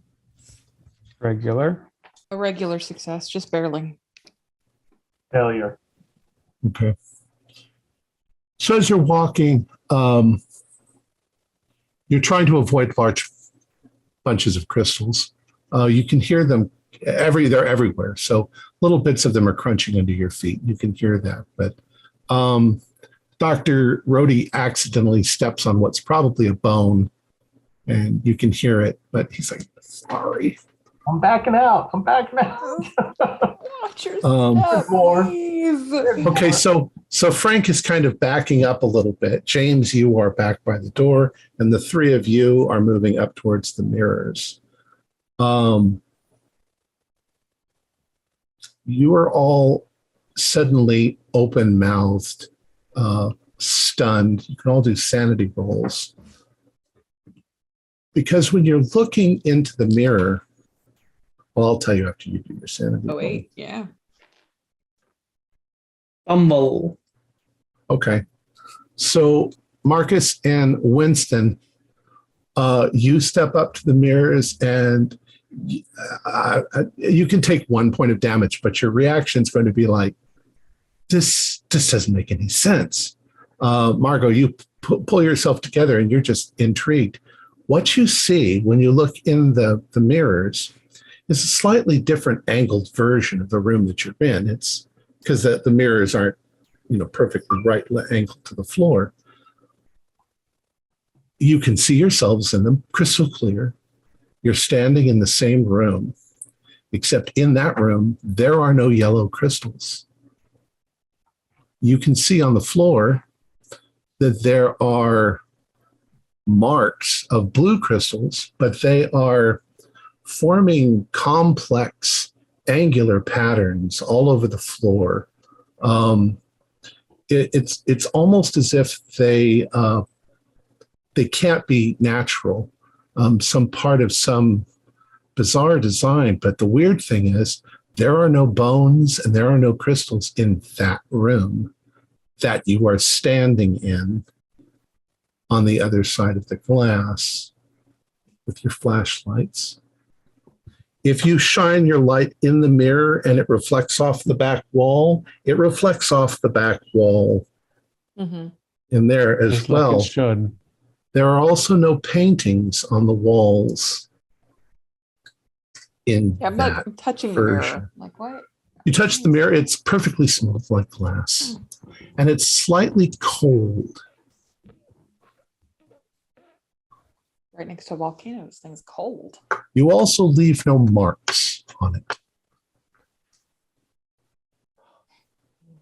In fact, you can try to make marks on it. Right. Nothing. Rhodey, if you can watch your step, I think you would find this very interesting. I'll try to work our way over. My way over. You don't I'm gonna have to worry look about where down. you stand on the other side of the mirror because there aren't any crystals or dead people. The pattern inside, does it look, the spiral we came down was like a nautilus shell. Mm-hmm. Is the pattern inside something geometrical, something that... The room has clearly 7 sides. There are a couple of other entrances that lead out. You can look around and see that the entrances are there, but they've been blocked by falling debris or something. They're still there. They're kind of hidden, with all these crystals growing everywhere, but they're there. It's the same room. You also begin to realize that the pattern in the ceiling, this kind of drives you a little nuts. The pattern in the ceiling seems to match the pattern in the floor, only, I don't know how you say it, like in reverse. It's not really in reverse. It's if the angle in the roof goes this way, then the angle in the floor goes this way, so that they remain in alignment wherever they are on the floor. It has some latent, bizarre, engineered sort of feel to it. The more you think about it, the more it seems like James may have come up with something. James, what are you doing over there by the door as they're all staring into the mirrors? Well, I've heard the term "no bodies in the reflection," and that's enough for me to go, fuck, I need to see it for myself. I'm going to creep over and get my own look at this. Okay. Because that's strange. Everybody is in the reflection. It's just a different room. Okay. That's No corpses. very... though. No corpses. no corpses. That's It's a perfectly clean room. In fact, I mean, if you're trying to squint and look at details, the angles of the walls are not smooth. They're nice and sharp. It's like you're looking at the room, but in a different time. And of course, it's also mirrored. It's Are the mirrors just polished yeah, they're polished something. or a facet of a crystal, a very large crystal? You've got geology. You can try that. It's really hard. They're part of the wall. They're not a separate. They don't look separate piece. I pass. You go to the edges of the mirrors, and they also seem to look like they have grown out of the wall. So they're not like something separate from the wall. Maybe crystal-like. Some sort of crystal-like structure. Yeah. Everything seems to be somewhat something crystal-like. I would like you all now to do a spot hidden roll. No. I rolled a 100. Success. Okay. Success. Actually, hard success. Okay. Failure. Okay. Those of you who failed are probably looking at each other. Marcus, you got a hard success. All right. So I'll do Winston first. Winston, as you're looking,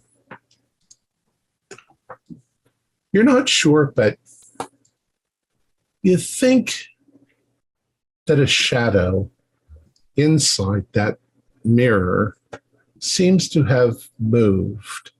It happened suddenly and quickly, but you weren't looking right at it. So you saw it, but you're not sure you saw anything at all. Marcus, you definitely, the room on the other side of the mirror is just as dark as your room, except where your flashlights are hitting. But something moved in the shadows. You think that it moved from one of those entrances into the room. But when you turn your light there, you don't see anything.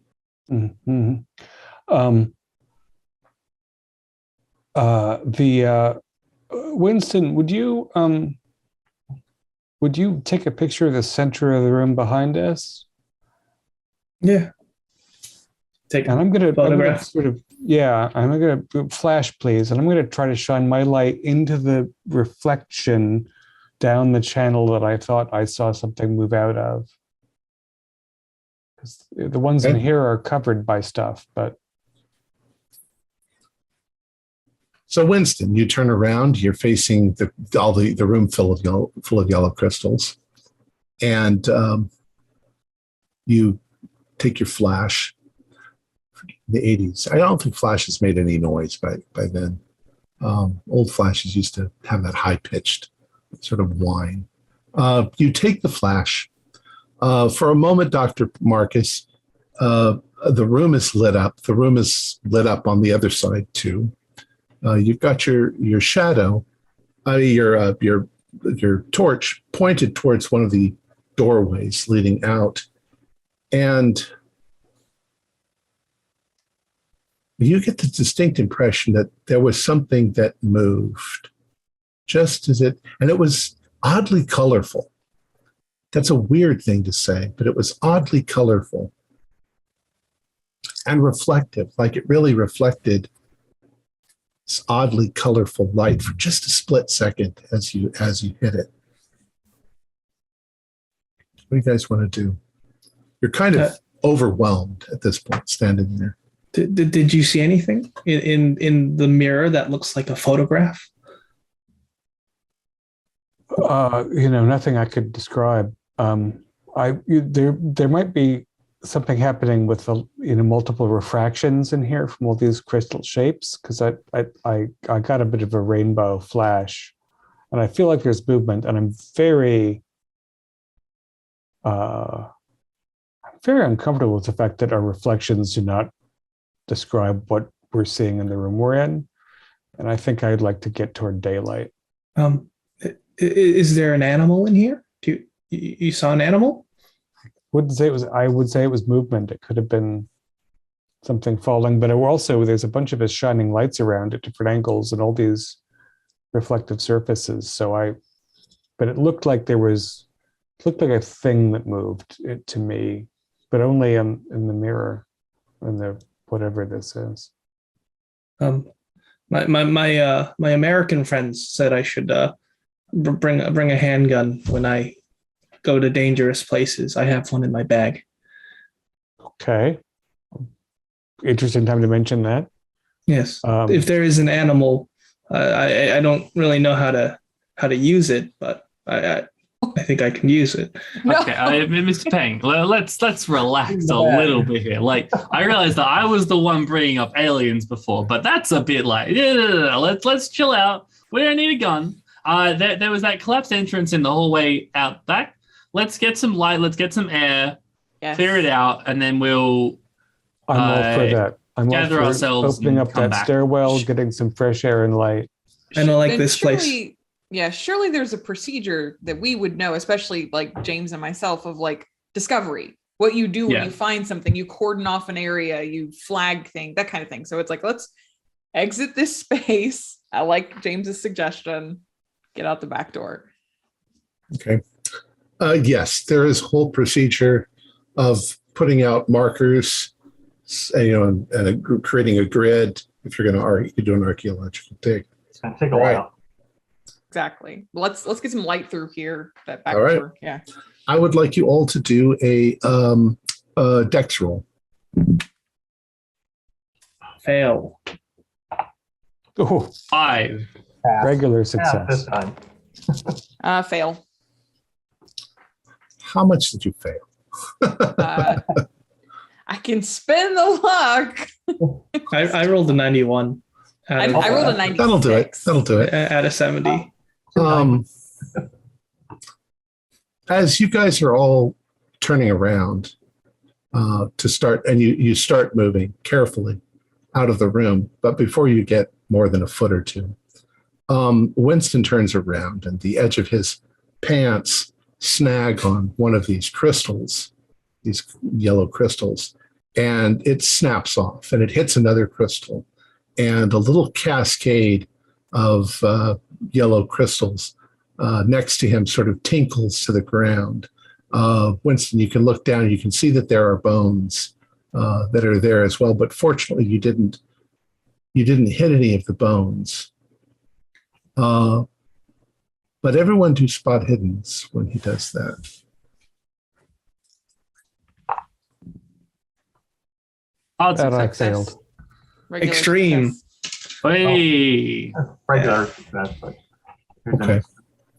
So those of you who passed, and especially the extremes, for some odd reason, when that happens, you look at Winston, and then you glance over at the mirrors, and something in the mirrors starts to move. It comes out of that entrance.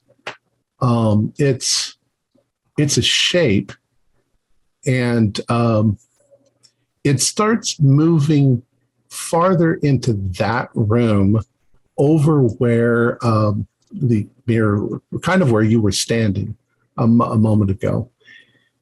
And I would like you to, you're going to do a sanity roll in a moment, but I think that you probably immediately say, look, and everybody looks. Stepping out of the shadow, kind of into the light,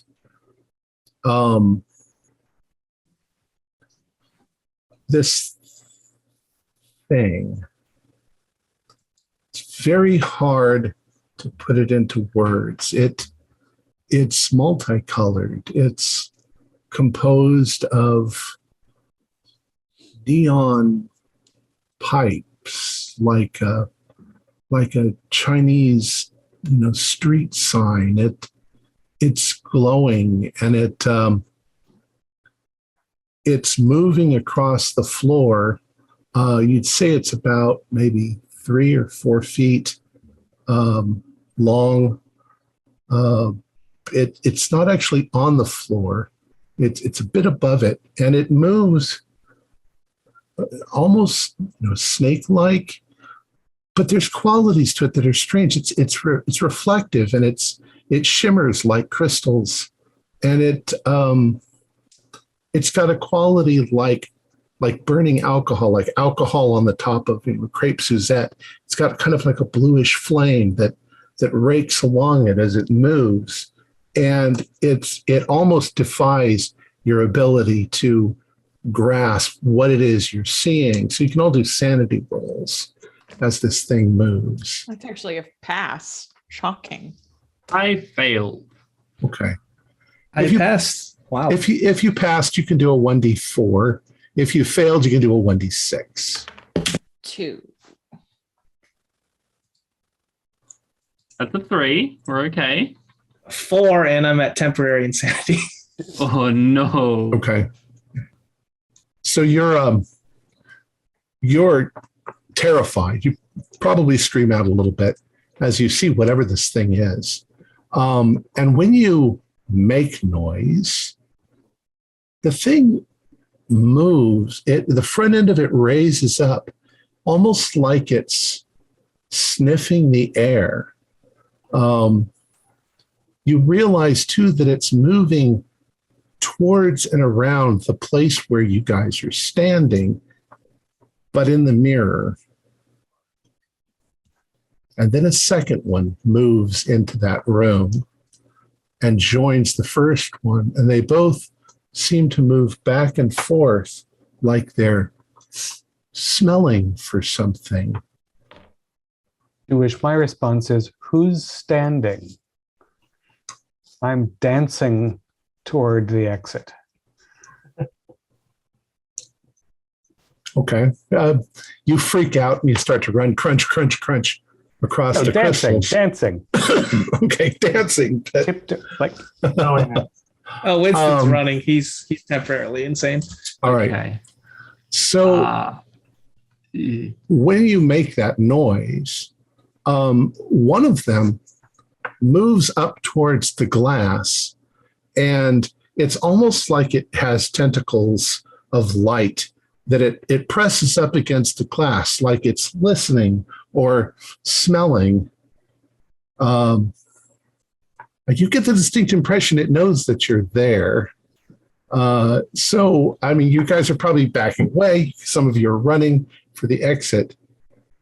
The ones of you who are left in the room for that moment, you look back and you notice that the two of these things sort of rear up in front of each other.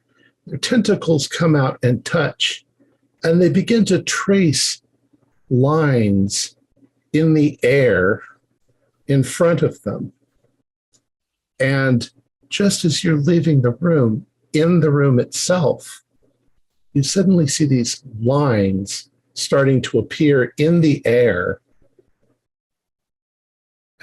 and you're hearing a sort of sound as you are running out of the room. So you guys are running for the spiral. Yeah. Are you going to try to dig your way out of the screws? I don't want to throw my flashlight at the mirror. I was just thinking the same thing, and then I couldn't just wanna decide if try that'd and be a smash the bad thing. idea or not. I don't know if it's a good or bad idea. Yeah, that's what I was just thinking. Oh dear. Do it. Do it. All right, I'm going to throw my flashlight at the mirror. Okay. Do a throw roll for me. I'm going to spend 12 luck to make it a regular success. Okay. You fling it. It's a big, heavy flashlight too. You know, one of the kinds you can beat somebody to death with.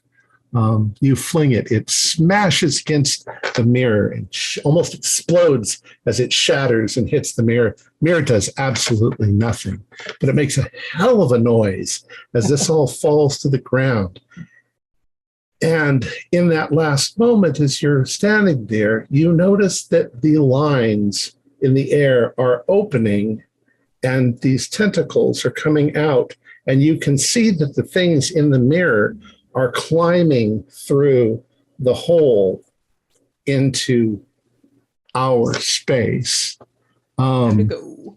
Run! Yes, running. I don't Right. know. All right, so you get to the spiral. Who's going first? I think I actually want to go for the scree that we'd follow, because I'm assuming that if we have two pursuers and many more pursued. I'm a little bit working on you don't have to be faster than the shark, just faster than your friends plan. Okay. And we saw a little bit of opening there. So if I'm just going to start like sweeping away with like maybe my rock hammer Just like try to scoop stuff out of the way and hoping for some sunlight to come down. Okay. Do a luck roll. That's my famously my strong suit. Oh, 07. Okay. You start sweeping scree away. That's a tongue twister. And very quickly, like half a foot, and all of a sudden light comes in through the top of the triangle. But there's still a lot, and more of it starts to pour in as you're doing that. Do you keep glancing over your shoulder? I don't think I should look. I think I should just shovel and like clamber. I guess what I'm listening for is the screams of my fellows and whether I'm being followed by what seems to be people or whether they're like, because what I'm thinking of is also the gaps in the spiral since it wasn't vertical. Mm-hmm. Like I don't want to have to try to climb against something. I'm trying to just like scoop. Okay. I might not be rational. So you're not rational, but you're digging. You're trying to get the hell out. Okay. But you're hearing noises behind you. A high-pitched, almost musical screech, if you will. And that sort of staticky electrical sound coming from back down the corridor. Okay, the others, you've run probably to the spiral. Yeah. Well, I was hesitating with James about the flashlight. So by the time I turned around, I think I probably saw Brierley digging. And if I saw light, I was probably headed straight for him. So okay. How about you, James? I am in booking it mode. So whatever looks like the easiest way of egress, I'm going that way. So the three door of is you on the way. So I think I would attempt to help. Okay. So the three of you are now digging, which will make it go faster. Frank and Winston. Winston's terrified. But you've run to the spiral? Yes. Okay, because you were ahead. All right. Do a dex roll because you're going to have to climb up a little and then across and then up and then. Passed. Okay. So amazingly, you find that your climbing abilities has drastically improved, probably because you've got so much adrenaline flowing in you. You can hear scraping sound behind you, but you think that it's the others. They're digging their way out, but you're going to be out first. You come clambering out onto the scaffolding, and I would like you to do one more dex roll to see if you actually slip and jump off the off the scaffolding. Okay. All right. Okay. You make it?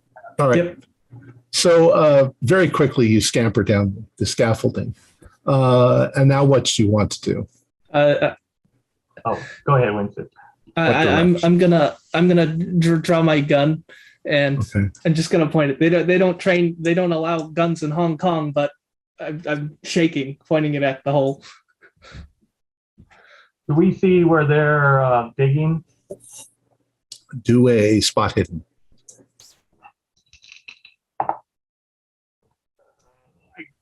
Didn't pass. Yeah, I mean, it must be somewhere nearby, but you don't see the exact spot that it is. Frank, what are you? Winston's standing there pointing his gun. What are you doing? Who? Me? I was. Yeah, you. If I can see the others if they're, Okay. digging it out. Yeah, I'm not going to count that as an action. Do you want to stand there with Winston, or do you want to run for your life? Probably, if I cannot see where they're digging out, I'm going to assume they're following through the hole, up the spiral, and I'm going to just work my way down. I'm getting out of here. All right. So I'll have you do a dex roll in a second. We'll see if you trip and fall or you scrape yourself up, do yourself any damage. All right. Margot and Marcus and James, you are pulling that scree out, and there's a big enough hole where you can get out, but you still have to kind of climb up the scree to get through the hole. So I'll have you each do a dex roll. That is an extreme. Regular. So perhaps you're sweet enough to push Margot up and out the hole. And you both also passed. You got a regular. What did you get, James? I got a hard. You got a hard. Okay. So you pull yourself up next, and Marcus is behind. But Marcus, as you are climbing up and out, and you can't help but glance back, one of those things is coming around the corner. And now you get the distinct feeling that it moves like a predator. You know, it's definitely looking for whoever made the noise or whatever. But you pop yourself out of that hole and start moving. And just about that time, and by the time you guys have pulled yourself out and start to go, you're all heading towards the direction that you came from. You see Winston standing at the bottom of the tower with his gun pointed up like this, waiting. You see Frank, who's already, a quarter of the way down the lava flow. Looks like Marco yells up at Winston. Winston, if you look back, you see them running. You going to stay there, or are you going to run? I'm going to run. Okay, so now you're all running down the hill. Everybody do a dex roll. Tumbling down the lava flow. Ooh, I will spend the single piece of luck to make it a pass. Okay. Everybody pass? I'm tempted to spend 2 to make it a hard. Okay. But we'll just use it to see if you injure yourself. So hard or extreme doesn't really do any difference. Okay. All right. So you guys are running down the hill. There comes a moment, though, you're about halfway down when you're almost knocked off your feet. The whole volcano begins to rumble, and billows of smoke start going out of the volcano itself. And there's something up there where the structure is that's sparkling in the sunlight, the afternoon sunlight. It's neon colored, and it's moving around, sniffing the air, trying to catch your scent. Do one more dex roll before you get to the road. I'm even going to give you you've got yourself a golf cart. I rolled a 100. I rolled a 3. Oh. And Margot's foot goes through the pyroclast into the lava. It's a stumble. Yeah. I'm gonna Margot do a luck roll. I was about to say I'm willing to accept whatever these delightful consequences are. Let's see, my luck is 69. That is a 71. No, That's a fail. that's a fail. Okay. So what happens is you're scrambling over the lava flow. You realize that the smoothest, fastest way down is the lava flow.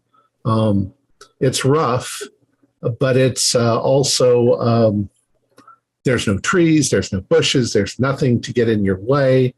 But as you're doing that, you slip on part of it, and your foot slides down into a little bit of a crevice in the convolutions of the flow, and you suddenly feel your foot is extremely hot. It's probably about 500 degrees. So you scream out, and it was 100. So your foot's kind of caught there. The others, as you were looking, did everybody else pass? Yeah. Okay.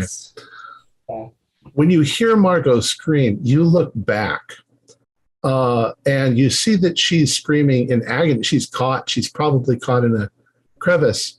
But before you can react, you suddenly notice that the colored thing up on the hilltop suddenly bolts, and it starts galloping down the hill. You see it bouncing from rock to rock, and it leaps into the air straight towards where Margot is and comes pouncing down on her. She screams, and you don't know what happens, but she stops screaming. So whatever it is has landed on her and probably killed her. You now also see the other one starting to bound down the hillway, down the lava flow. All right, you guys have come out onto the road. You do have a golf cart there that you were using to go back and forth. What do? Golf carts make noise. I am going to slip slowly down toward the ocean where the things cannot hear me. I am also taking a path towards the ocean. Okay. Yeah. Realize that the volcano is starting to erupt. I rate my swimming. I'm taking the ocean and swimming towards the landing in that general direction. That's an hour's walk away. Yeah. So it's my 2 hours 60. swim. Yeah. Look, if I'm swimming in like a noisy ocean and lava's not directly affecting me, this is a survival maneuver.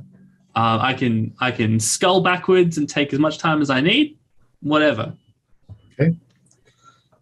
Winston, what are you doing?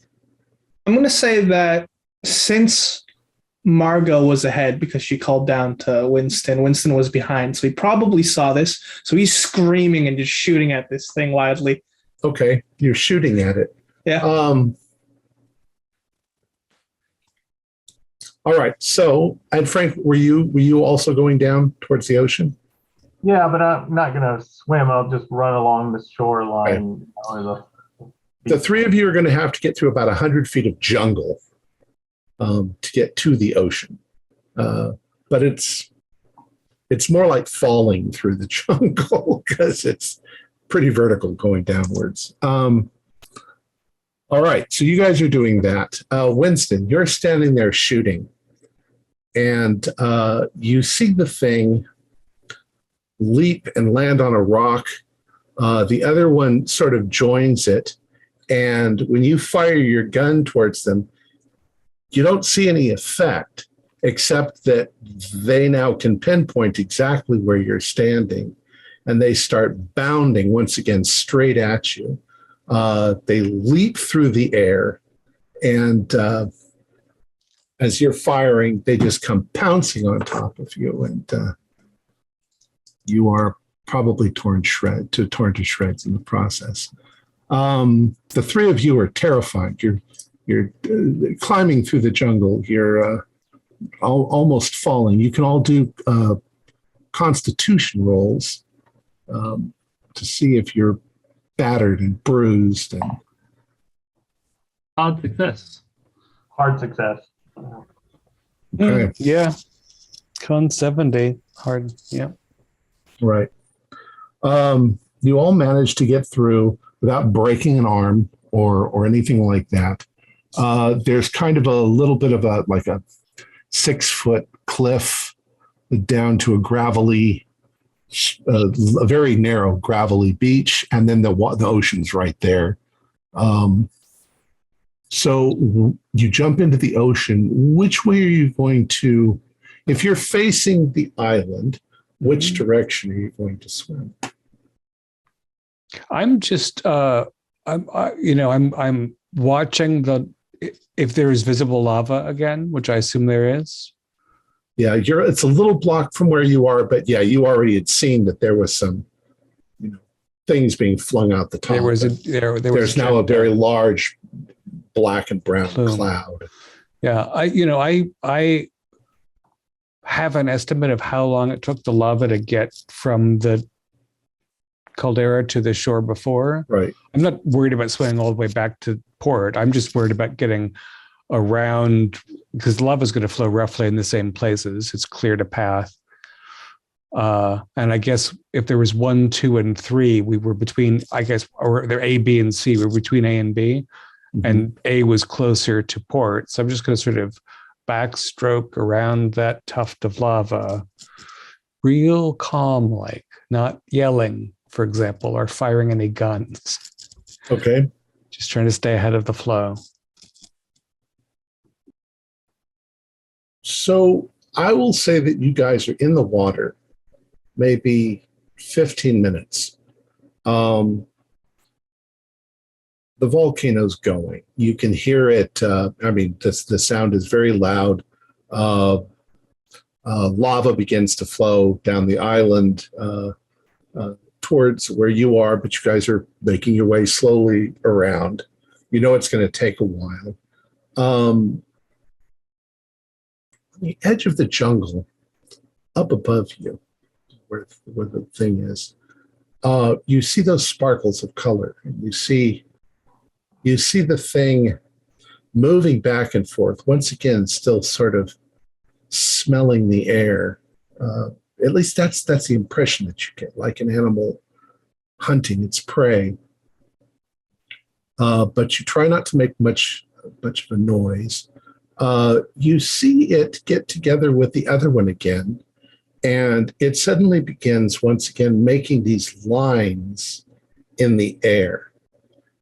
And as it does that, it's almost like it's opening a door in the air, and then the two creatures jump through, and the thing closes. And as that happens, it almost corresponds like an energy spike, and the volcano vibrates violently. You can hear it, and you can see more big pyroclastic clouds shooting up into the sky. And you also can vaguely hear the sound of sirens, like maybe in Smith's Landing, all of the sirens are going off. Everybody's running for the boats. And it's pretty bad. I mean, people are trying to get out. Very quickly, you start to see on the horizon, you can see boats appearing around the other side of the island. What do you do? Work our way to the boats and start swimming. Start swimming frantically? Survival stroke. Going along. If I've seen these creatures disappear, I am far calmer than I originally was. I'm going to lie on my back and just survival stroke, keeping the island on my left-hand shoulder. Just survival stroke in, not terribly far away from the shore. And basically bet on the lava not getting me. That's my plan. Okay. I would like you all to do luck rolls.